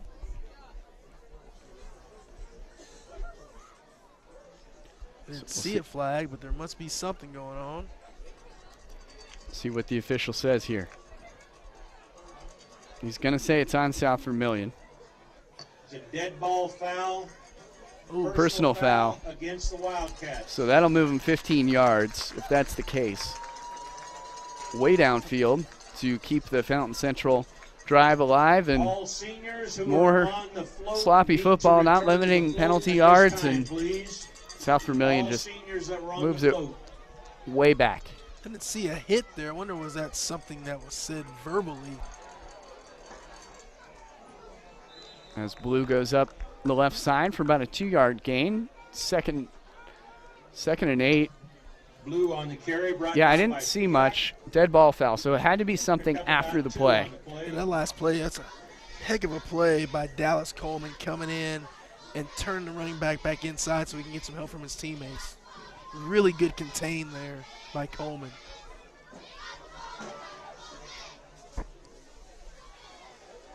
So here comes Acton. He's got Blue in the pocket with him. Haven't seen much from Luke Foxworthy. Acton will fake the pitch, take it for himself. About a 3-yard gain to bring up 3rd and long. And that clock keeps a-rolling. You know, South Vermillion may very well hold on and find a way to win this game. But I'm telling you, they're going to have to really clean up their act if they want to do something in this conference and in the postseason. Yeah, of course, when you start bringing out the fall clothing, you know it's time to begin thinking about the postseason, or at least conference championship season. You got it. Coming up for South Vermillion, a date with Seeger. Oh. As there will be a fumble. And grabbing onto it is Gabe Clay. Nothing but green grass in front of him. Gabe Clay takes it to the house. Call it a pick and score. Just went right into his outstretched arms. As a couple of whistles come down, we'll see if it stays on the scoreboard. But, man, Gabe Clay was all over that one. It did not hit the field. Oh, there's something. Something's wrong. Something's wrong. We'll see what the officials say. Flag gets picked up. Nobody celebrating. Something must have been said, or a block in the back. Usually you see that on some of those big gains. Wait, maybe they're going to wave this thing off. Maybe. Looks like the kicking unit come out. Sideline warning. Pass was intercepted. Okay, so it will be a touchdown for South Vermillion.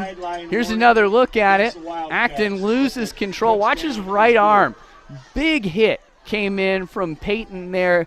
Gabe Clay all over it. See you later into the end zone. Nice job there by Peyton. His teammate Gabe Clay is the recipient of that interception. Touchdown. And I tell you what. Just like you drew it up, right?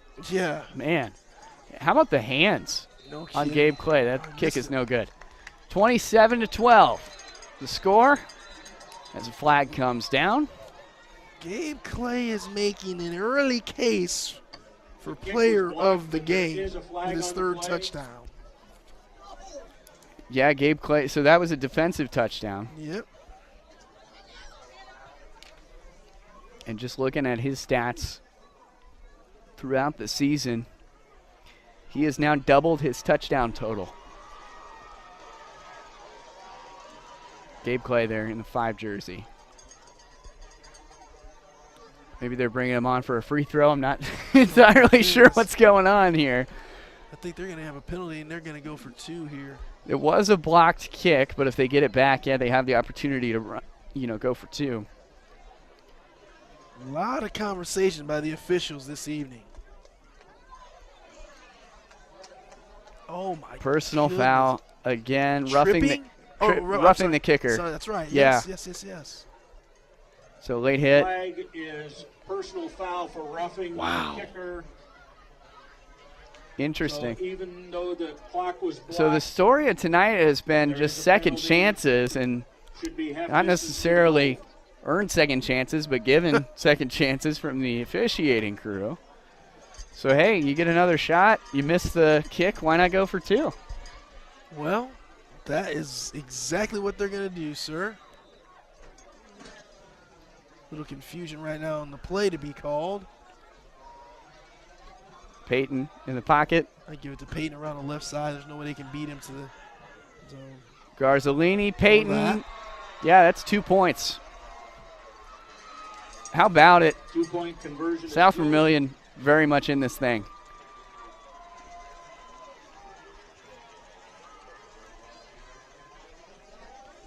Yeah, they're taking advantage of some opportunities. Here's another look at that hit from Peyton that started this whole thing. And there's no chance you're going to catch Gabe Clay in the open field like that. Other scores around Reminiscent the of the Wabash River Conference. Indianapolis Colts from last year. Riverton Park 66. Gotta protect your quarterback. Stuff like that happens. And then Peyton, just right up the middle. Tripped on a defensive lineman there, it looks like, but it doesn't matter. Kept his knees clean. The other part of that, JD, is as a quarterback, you got to have that internal clock, right? You got to know that, you get in that 3-4 second range, someone's going to be on you. So you got to have that awareness to get rid of that football. So 29-12, our score. South Vermillion in front. Looks like a different team. Chris, they're listening to your keys to victory. Fountain Central falling victim to the same thing that helped them to both of their scores, which was penalty yards. Yeah, so looks like South Vermillion got in at halftime. He got coached up a little bit. I'm sure coaches weren't too happy about how ugly that first half was, and they've come out on a vengeance in this second half early on.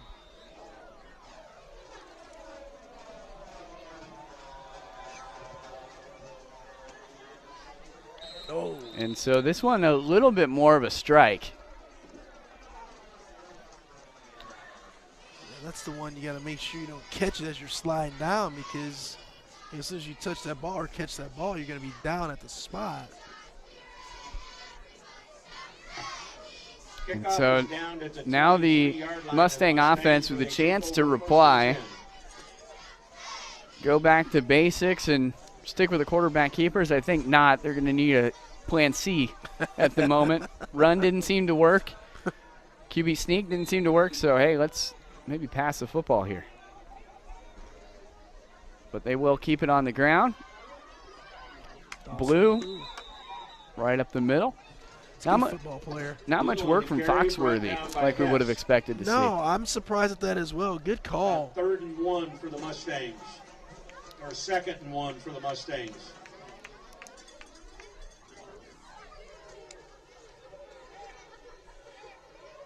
You need to get the homecoming king in the game here. 7:45 and rolling. Acton for himself. Passes the line of scrimmage. Brought down immediately. And good coverage there. Rushing in was the cornerback there, Will Clay Faulkner, who has made a difference. He's the one that hit Acton with the late hit. Oh, extended that drive. That's right. Will Clay Faulkner has been a threat up front just as much as he has been a little deeper. They'll move him to the left side. He's wearing that 81 jersey in white. Acton, pitch, Good cutback. Blue, nowhere to go. Brought down right away. Ryan Straw, maybe? Yeah, Ryan Straw, the middle linebacker, senior. Another guy who's over 200 pounds for this Wildcat team. He's made a couple nice plays here in the second half. Brought down by Straw Nice for no gain. job breaking down there so he can make that tackle. Really squared him up. It's a very good linebacker play. 7 minutes and rolling here in this third quarter. Fountain Central in desperation mode to get something going. And you're not going to do it with that kind of run. Homecoming King had it there. That was Foxworthy. So that will bring up fourth down. Brought down for about a 1 yard loss. Brings up 3rd and 11. Excuse me, third down and 11. Third down and long. And this run play is, if you go by your example of how it's performed thus far, you've got to do something different with it. Yeah, I mean, I'm trying to find Luke Foxworthy down the middle of the field some kind of way here. Oh, Acton hit while he throws. Over the middle, it's caught. Hey, his brother. That'll get going. Nolan Acton. Yep. And this is the second time that Acton has made a significant play to the other Acton on the field while under pressure. Look at the vision to the midfield. Didn't take his eye off of the intended receiver, followed through, and that's just great quarterback play by Owen Acton. So give Owen Acton a lot of credit. Man, he is standing down. He's looking down the barrel of a gun there because he is getting pounded when he's throwing the football here. So Fountain Central has a heartbeat, as now Blue will take it to the outside, find a little real estate. Noticing a lot of grabbing of the jersey instead of the guy. That's right. And that's sustainable when you have the size advantage, but if South Vermillion starts playing guys that are a little bit bigger, that's not going to work, Chris. No, it's not. Want to get in there, put a body on a body, and wrap up and make the tackle that way. Just over 6 to go here in this third quarter. Fountain Central tumbling on down, 2nd and 3, excuse me. Acton limping. Yes, he is. Picks up the first down and then some. This guy's a football guy. Yeah, he is. He's tough. Hard nose. Acting on the keeper. Burning it. Picks up enough yards. Man, you could see he's favoring that that left leg. He was, and then he planted, and he got up the field pretty quickly. Maybe he's deking him. He shows a little limp, and then all of a sudden he turns it on. Gonna need an ice bath. Yes, he after this one. Acton hands it off. Blue, left side, nowhere to go. Brought down right away by Dallas Coleman, who's made a name for himself in this third quarter. Dallas Coleman does a really good job of getting to the outside and turning the ball carrier back into all the mess. So he's got more help to make the tackle. Does a really, really good job of that. Score updates from around the area, the games that we have on ISC. Lawrence North up 21-7 on Warren Central, and Carmel up 14-7 on Ben Davis. Both of those games in the third quarter of play now. Acton, left side. You know, those 3-4 yard gains don't look flashy, but if you can rely on them, that's going to get you a first down on every drive and eventually into the end zone. It's just going to take forever. That's the problem. You know, if the score were reversed, that would be a lot better off, right? But when you're doing that, when you're down by 17 points, it makes it a lot tougher to get back in the football game. 3rd and 8 on the 20. Acton, under pressure, fires over the middle, it's caught.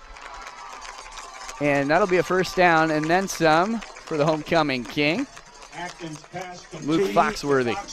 I'll tell you what, they need to rethink their offense. I mean, throw the ball more. I mean, they're completing a high percentage of the passes that they're throwing. Yeah. Why not throw more? I mean, you have in Dawson Blue, Luke Foxworthy, you have some really big targets.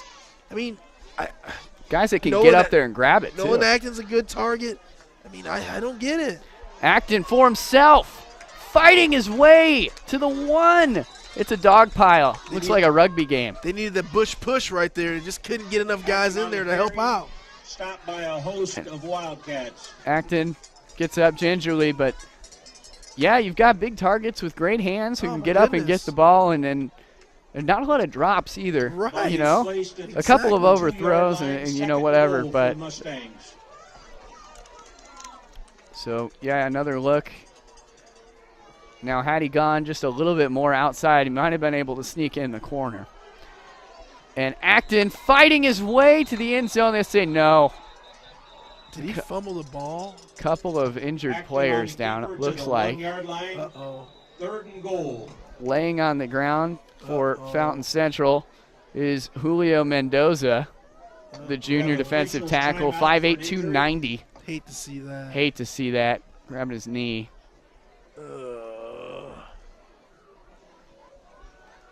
Please let him get up, man. That's not good. He went right for the knee. And so we'll see. We hope for the best for him, as they were right on the goal line. Fountain Central finally found something, and that offensive line position very important for the Mustangs. A little bit more time now to talk things over, with 2:16 to go in the 3rd.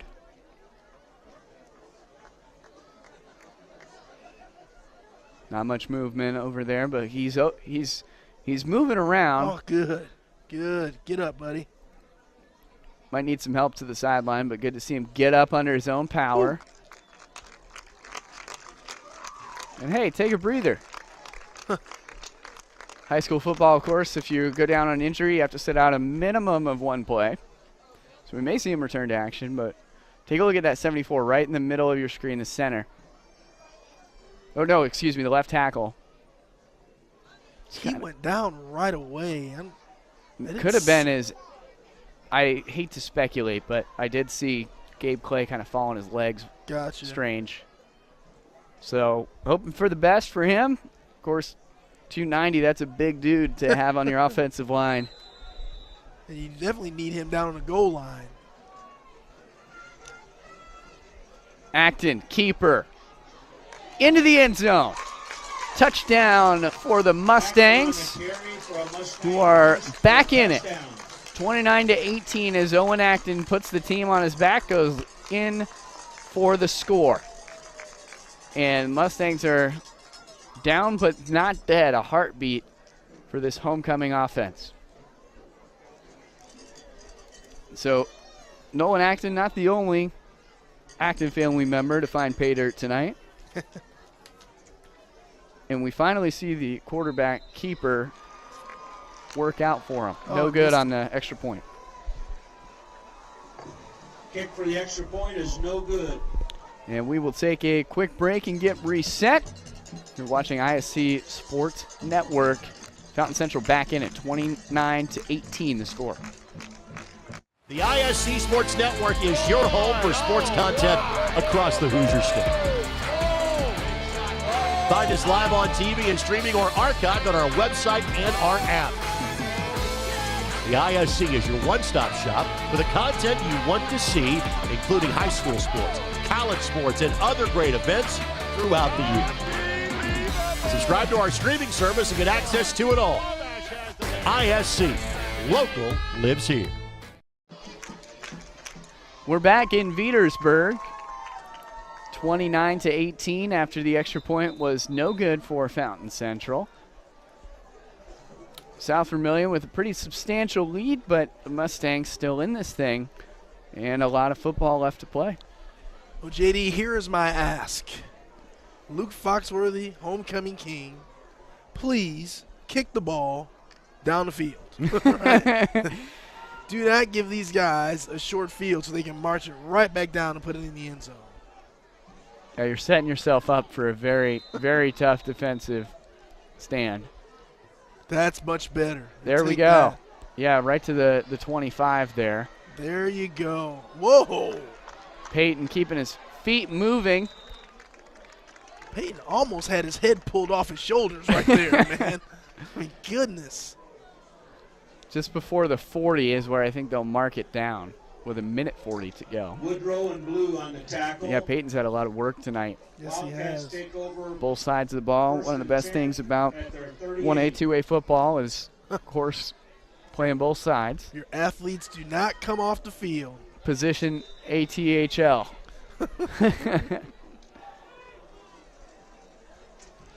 Garzolini back out. He's got Peyton back there with him. 1:40 to go here in this third quarter of play. Garzolini hands it right off. Here comes Peyton, rumbling down for about an 8-yard gain, and a flag. Comes in. What's that for? A lot of flags tonight. Condor on the carry, tackle ball, Olivero.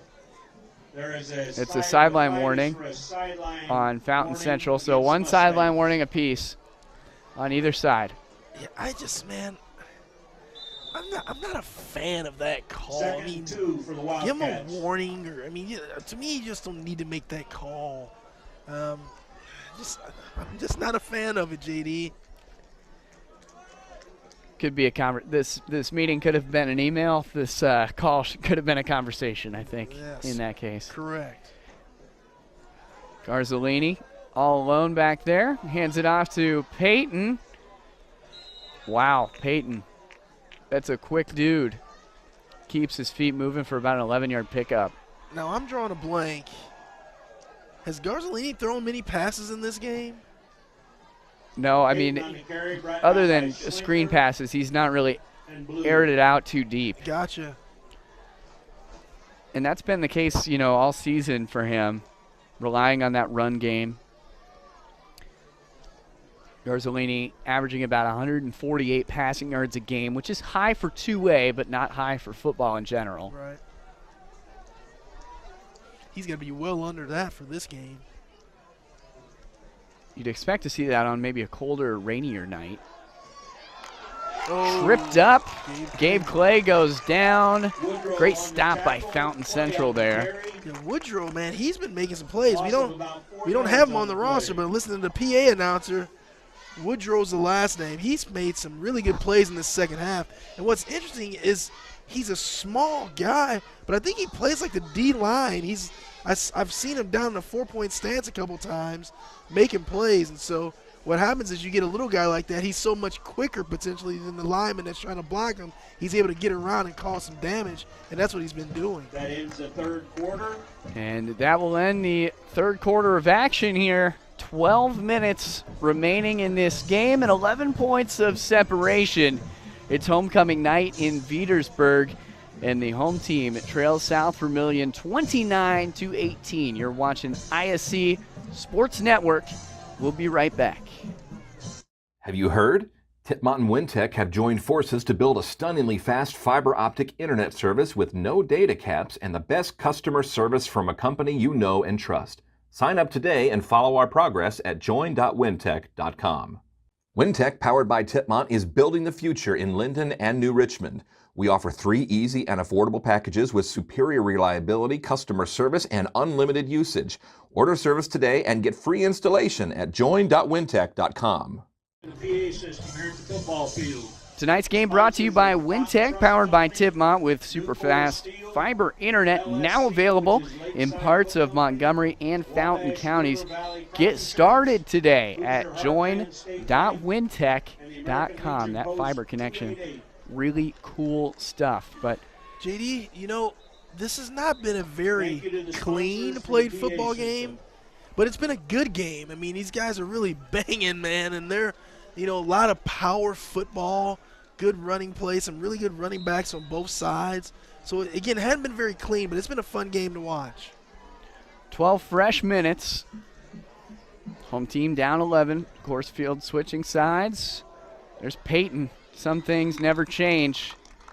I would love to see him utilize a little bit more on the outside because, man, when he gets going and finds a lane, he is gone. Well, he does have really good vision, but you're right. He is more of a north and south runner. He doesn't go a lot of east and west. That's normally, I think, Gabe Clay you see going east and west a little bit more. Peyton does have one touchdown off of a run. Did that just before halftime at the 1:55 mark. So here come the Wildcats on 3rd down and 10. A deep pass is airmailed. Unfortunate. The first time we've really seen him try to air it out, Dallas Coleman over his head. So Garzolini, that's not exactly going to instill a lot of confidence in the deep passing game. Well, I'll tell you what, man, that's a big stand by Fountain Central there. Get off the field here, and you give your offense a chance. I mean, this is still very much a football game. This game is not over by any means. 4th down with a lot to go. You got to get off the field here, though. Make sure they are punting. Yeah, so as they should. Punt unit. It's shallow, but it's got some good distance, even better roll. Down about the 21, and that's where they'll mark it. So 1st and 10 for Fountain Central. It's do or die time now that we've entered the 4th quarter. I would call this a must-score possession. 100% correct there, JD. And do we have a new quarterback coming in? We do. And 74 is back in the game. That's good. Yeah, good to see him, certainly. I'm sorry, that's not a new quarterback. That was just Nolan Acton running onto the field late. Yes, getting a play call. Sorry about that. Acton relaying it to Owen Acton. And there's the pitch for Blue. Dawson Blue gets a couple of yards, caught 2nd down and 8. And Acton family out there, I'm sorry. I know I have just been assuming that the two are brothers. They could be cousins. They could be unrelated, but we've been saying it all night. So it makes for a better storyline anyway. Sure, yeah. Send us a tweet and let us know what's going on. But regardless, the Acton to Acton action has been fun to see. Yes, it has. Even more fun to say. And here comes the quarterback scramble. Yeah, favoring that left leg. Brought down for a loss. Let me guess. Oh, it's 77 this time. So let's see. That is Gabe Clay also there for the stop. But yes, 77. Gus Schrock. Yes. On the carry for no gain. That's Gus. How about that? Good play, Gus. Gus averages more than 1 sack a game. And this team as a whole, we mentioned in the opener before kickoff, but this team as a whole averages 4 sacks a game. A lot of quarterback pressure from South Vermillion all season. 3rd down, right down the middle. There it is again. Almost the one hand. That may be that could be a flag. Acton denying help. That could have been a flag there. I mean, the good thing is I don't think it was helmet to helmet. But there is a flag on the play. Oh, probably DPI. Probably defensive pass interference. We'll see what it is. Nolan Acton was rocked from a blind side. Everybody's okay, it looks like. Holding on the defense. Oh, that's an automatic 1st down. No? I'll say it's 4th down. Call is for defensive holding. I'm very confused by the hand signal. Yeah, I thought defensive holding was normally an automatic 1st down. Well, tonight they'll say 4th down. It's going to be 4th and really short, though, I think. And the perfect opportunity for a quarterback scramble. And the 3rd and about 1 for the Mustangs. Nobody's quite sure. They'll say 3rd and 1 now. We're not quite sure. We got to pick it up. Let's just reset the chains here.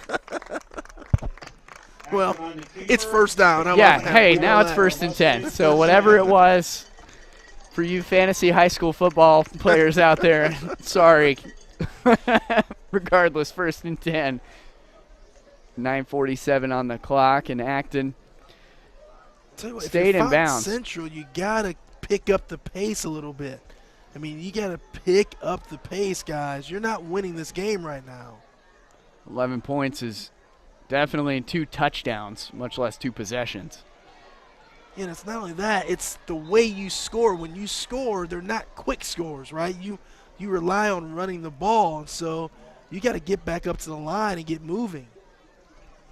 We've seen crazier comebacks. But, yeah, Fountain Central has got to get out of bounds, too. If they're going to stick with this run, they got to go east to west instead of that north to south we've seen them do all game.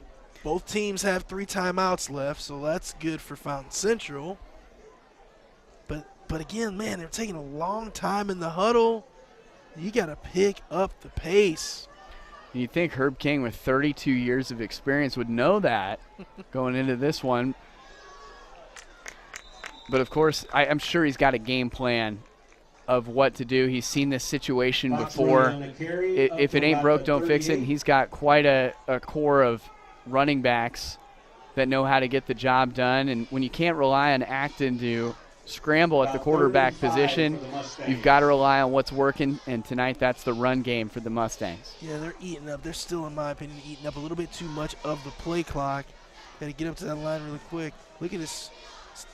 3 receivers stacked to the near side here. And they'll try the pass. Screen pass. Awesome Blue. Blue fighting his way to the sideline. Good job getting out of bounds there. Yep, that gets out of bounds. Nice gain. Good tackle there by Gabe Clay, making sure he hangs on to him. Blue was trying to stiff arm him and get off of him, but he couldn't quite get attached, get away from him, I should say. That'll be first down, 1st and 10. Yeah, Clay is a really good football player. And now you're sitting here with just under 8 minutes left. Fountain Central's got to keep this ball moving and keep that pace up. Acton keeps it. 2 or 3 yard gain there. Acton on the keeper, picks up about 2. Brings up 2nd and 8. And controlling possession time are the Mustangs. And maybe with the onside kicking we've seen earlier, if they can punch it in, maybe they can get some good field position back. Yes, sir. 7.5 to go. They'll run the ball with Foxworthy. Good extension there. Bring up 3rd and manageable. JD, right now is the time that I would try that pass play, try to hit Foxworthy right down the middle of the field, because that's been really successful for them this game. Good time to try it at the midfield mark. And Acton has great field vision. Yes. Even under pressure. I agree. So, yeah, air the football out a little bit more. Instead, they'll run. Foxworthy. Oh. He's not going to make it to that first down marker. Is that Gus in there again, I think? Big 77 on the play. Man, he's tough. He's a good football player, man. Yeah, the double whammy between 66 and 77. That's Hess there. 66 is Hess. And Schrock. Yep, and Schrock. Gus Schrock. Shryock. Digging the Mizzou-style helmets. Yes. As well.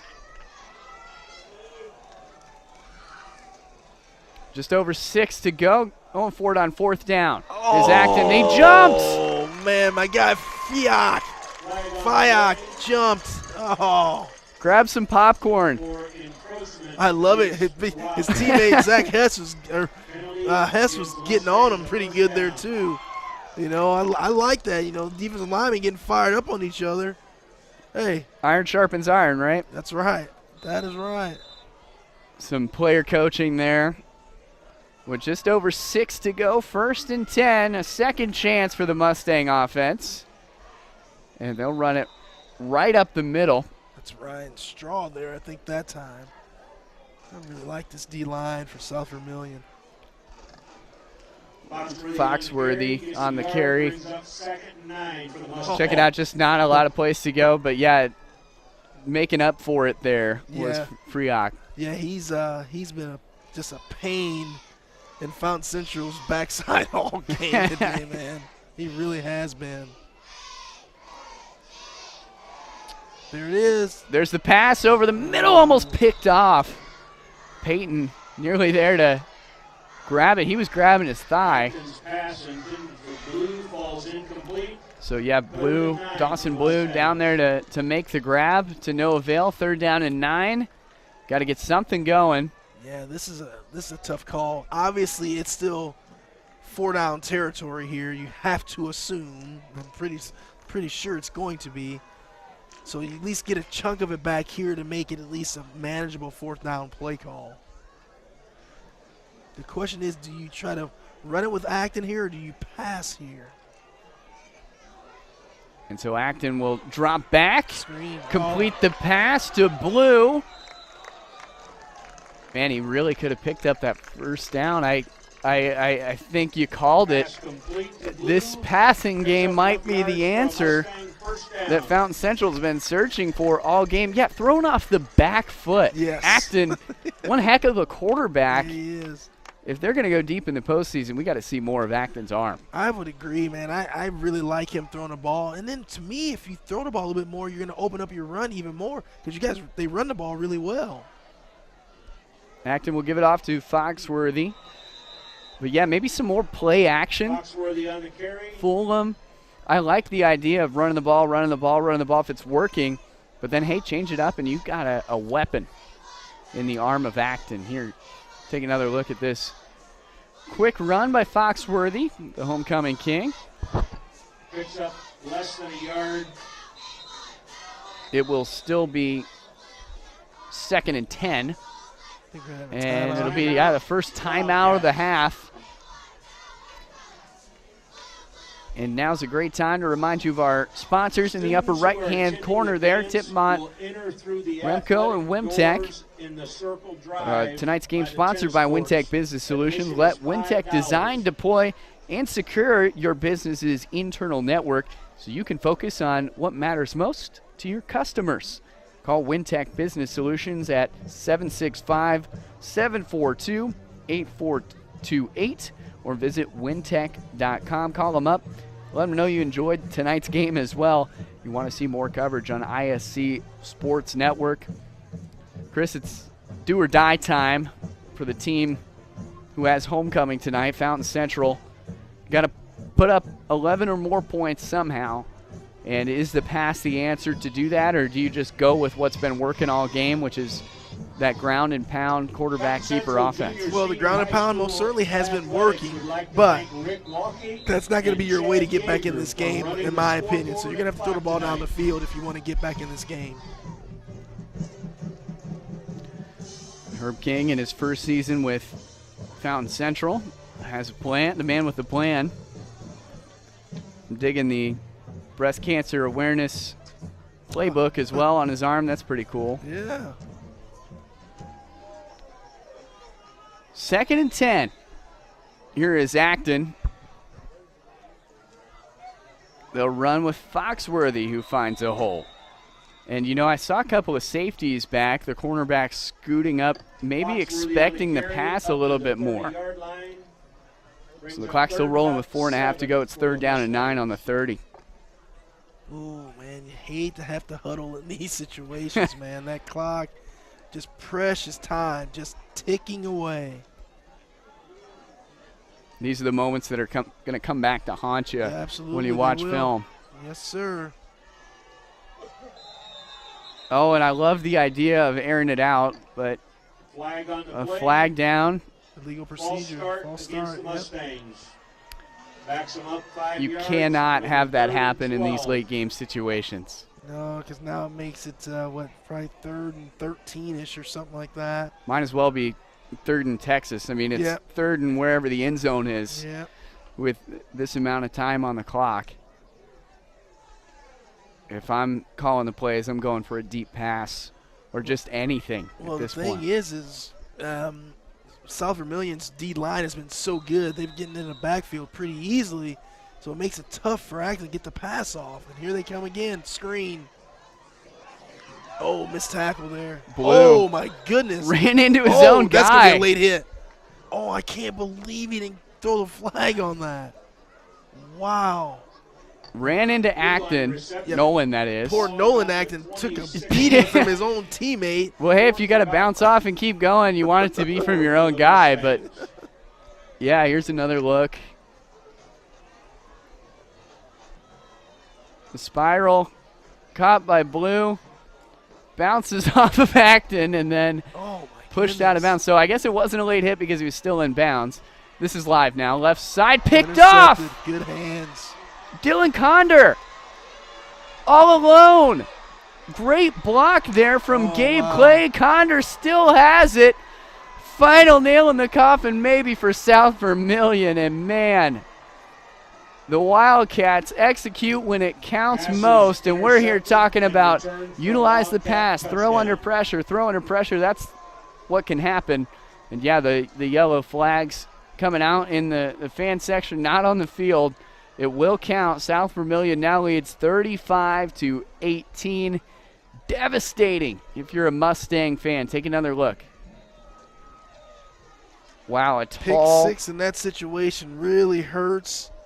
And Condor takes it the distance. Showed really good hands on that interception. Normally you don't see DBs with that good of hands.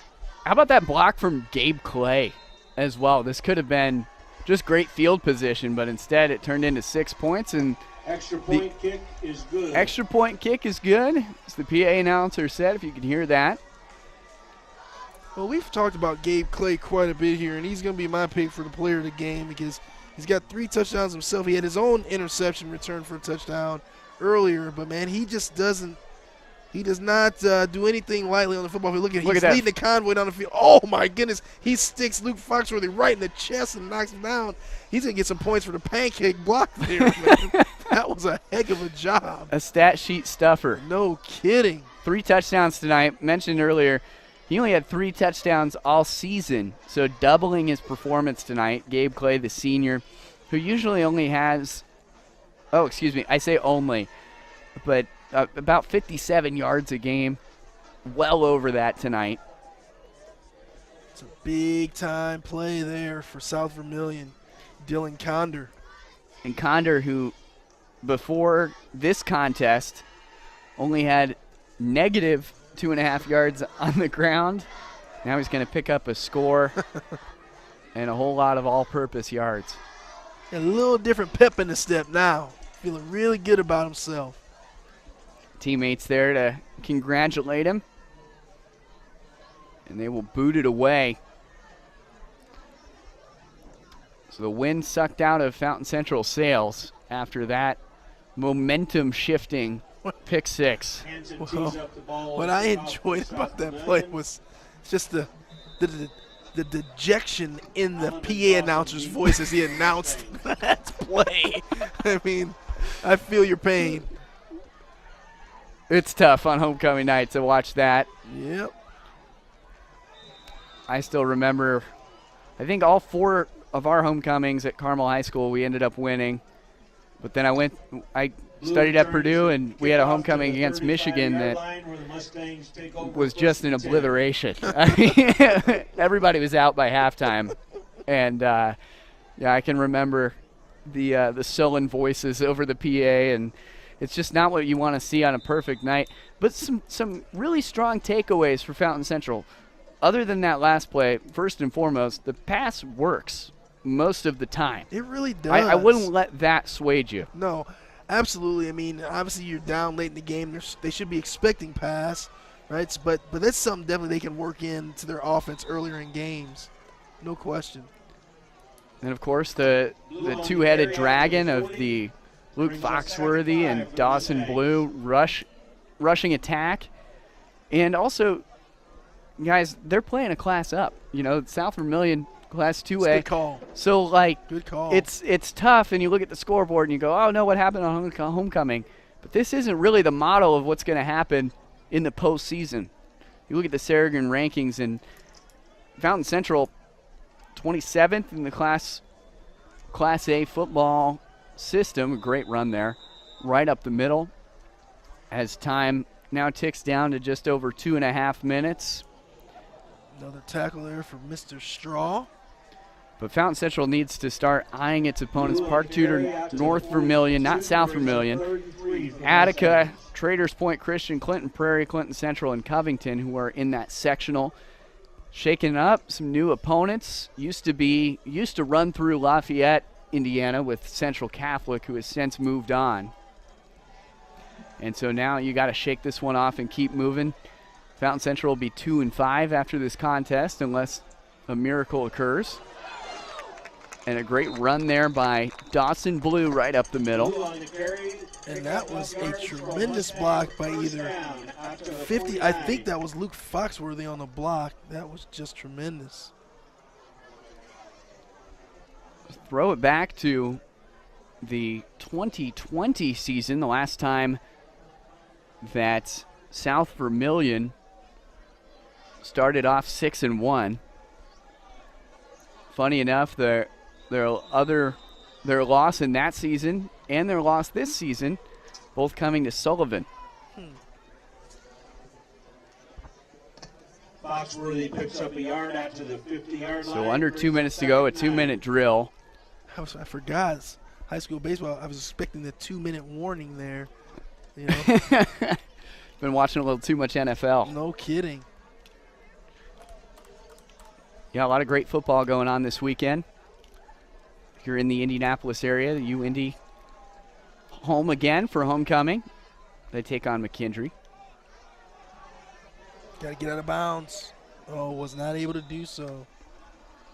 Great stop there by Alex Schrock. Schrock Family Committee, and then also there to push him out. Straw, yeah. Ryan Straw. Straw has played a heck of a ball game today, man. He is not giving up. This game, it's pretty much going to be in the win column for his team, but he is playing every play. He is playing like he's going to be graded in film session tomorrow, and I love that. He wants to make sure he gets the correct grades, baby. Well, I'll tell you what, Fountain Central should walk away with this with their heads held high. I would agree. They stayed in it, I would agree. Defied expectations in the first half, kept it close. This is far from a blowout. I wouldn't describe it like that at all. As it looks like we'll see Neal and just get off the field. Herb King says that's enough. So that'll do it. A lot of good sportsmanship between these teams displayed throughout the entire game. For sure. Yeah, even the late hits and that sort of thing, guys helping each other up. A good contest in that Wabash River Conference as both teams line up for the high five line. And Chris, what did you like from both squads if you had to put your finger on one thing you really liked? Well, first of all, I'm not ready for this game to be over, but I actually enjoyed this game. I mean, I know it ended up being 35-18. South Vermillion showed that they're a really good football team, even though they didn't play that clean. They were able to put points up on the board. And Fountain Central, there's a lot to work with there. They get some really good football players, and they can do some things. We're going to step away for just a moment, but our coverage on ISC Sports Network is not done yet. When we come back, we'll take a look at some of the highlights of this South Vermillion win. 35-18, the final. Stick with us on ISC, presented by Wintech. Have you heard? Titmont and Wintech have joined forces to build a stunningly fast fiber optic internet service with no data caps and the best customer service from a company you know and trust. Sign up today and follow our progress at join.wintech.com. Wintech, powered by Titmont, is building the future in Linden and New Richmond. We offer 3 easy and affordable packages with superior reliability, customer service, and unlimited usage. Order service today and get free installation at join.wintech.com. This is your IHSAA. This is your state. This is your high school. This is your athletic association. Fans, I'm IHSA Commissioner Paul Knighty, and we're here to make sure that all of this remains yours. This is your state. This is your community. This is your IHSAA. A good night for Wildcat fans. Maybe not so great for Fountain Central fans. 35-18 the final score. Post-game show here on ISC Sports Network. J.D. Arlen, Chris Walker on the call, and we saw a whole lot from both squads. But if you had to boil it down for a player of the game, Chris, who are you giving it to? Pretty easy for me, Mr. Gabe Clay. He was all over the field on offense and defense.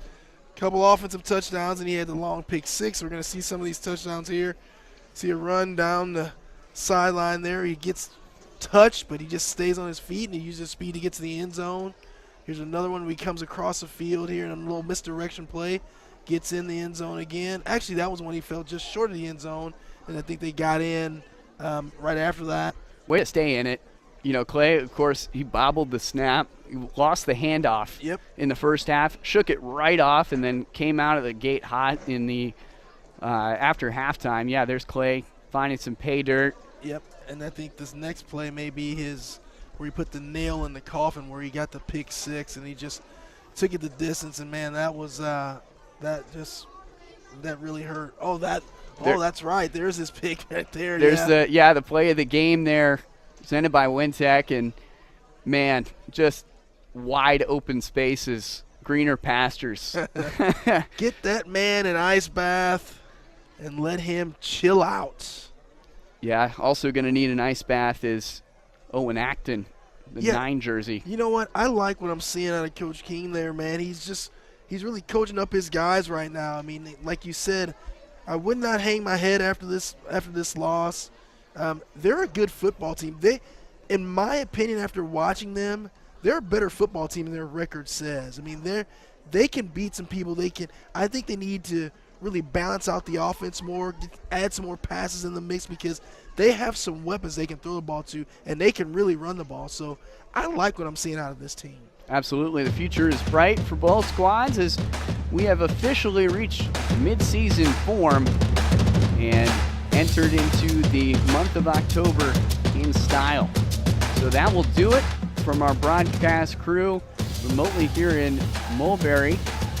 I am JD Arlen alongside Chris Walker saying so long from our director Greg Mash, our graphics operator Sam Wong, our cameraman Elijah Mash, and Becca Kelly, who brought us those shots. So long from Veedersburg as South Vermillion tops Mountain Central 35-18. They improved to 6-1 on the season.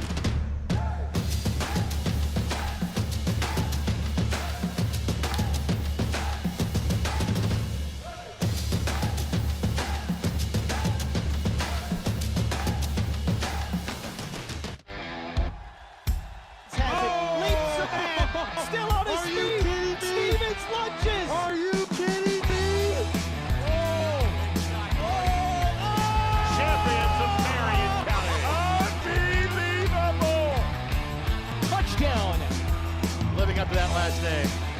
Wabash has the lead for the first time today. Said that was going to be a highlight reel. Oh, baby. Yeah, you can celebrate after that.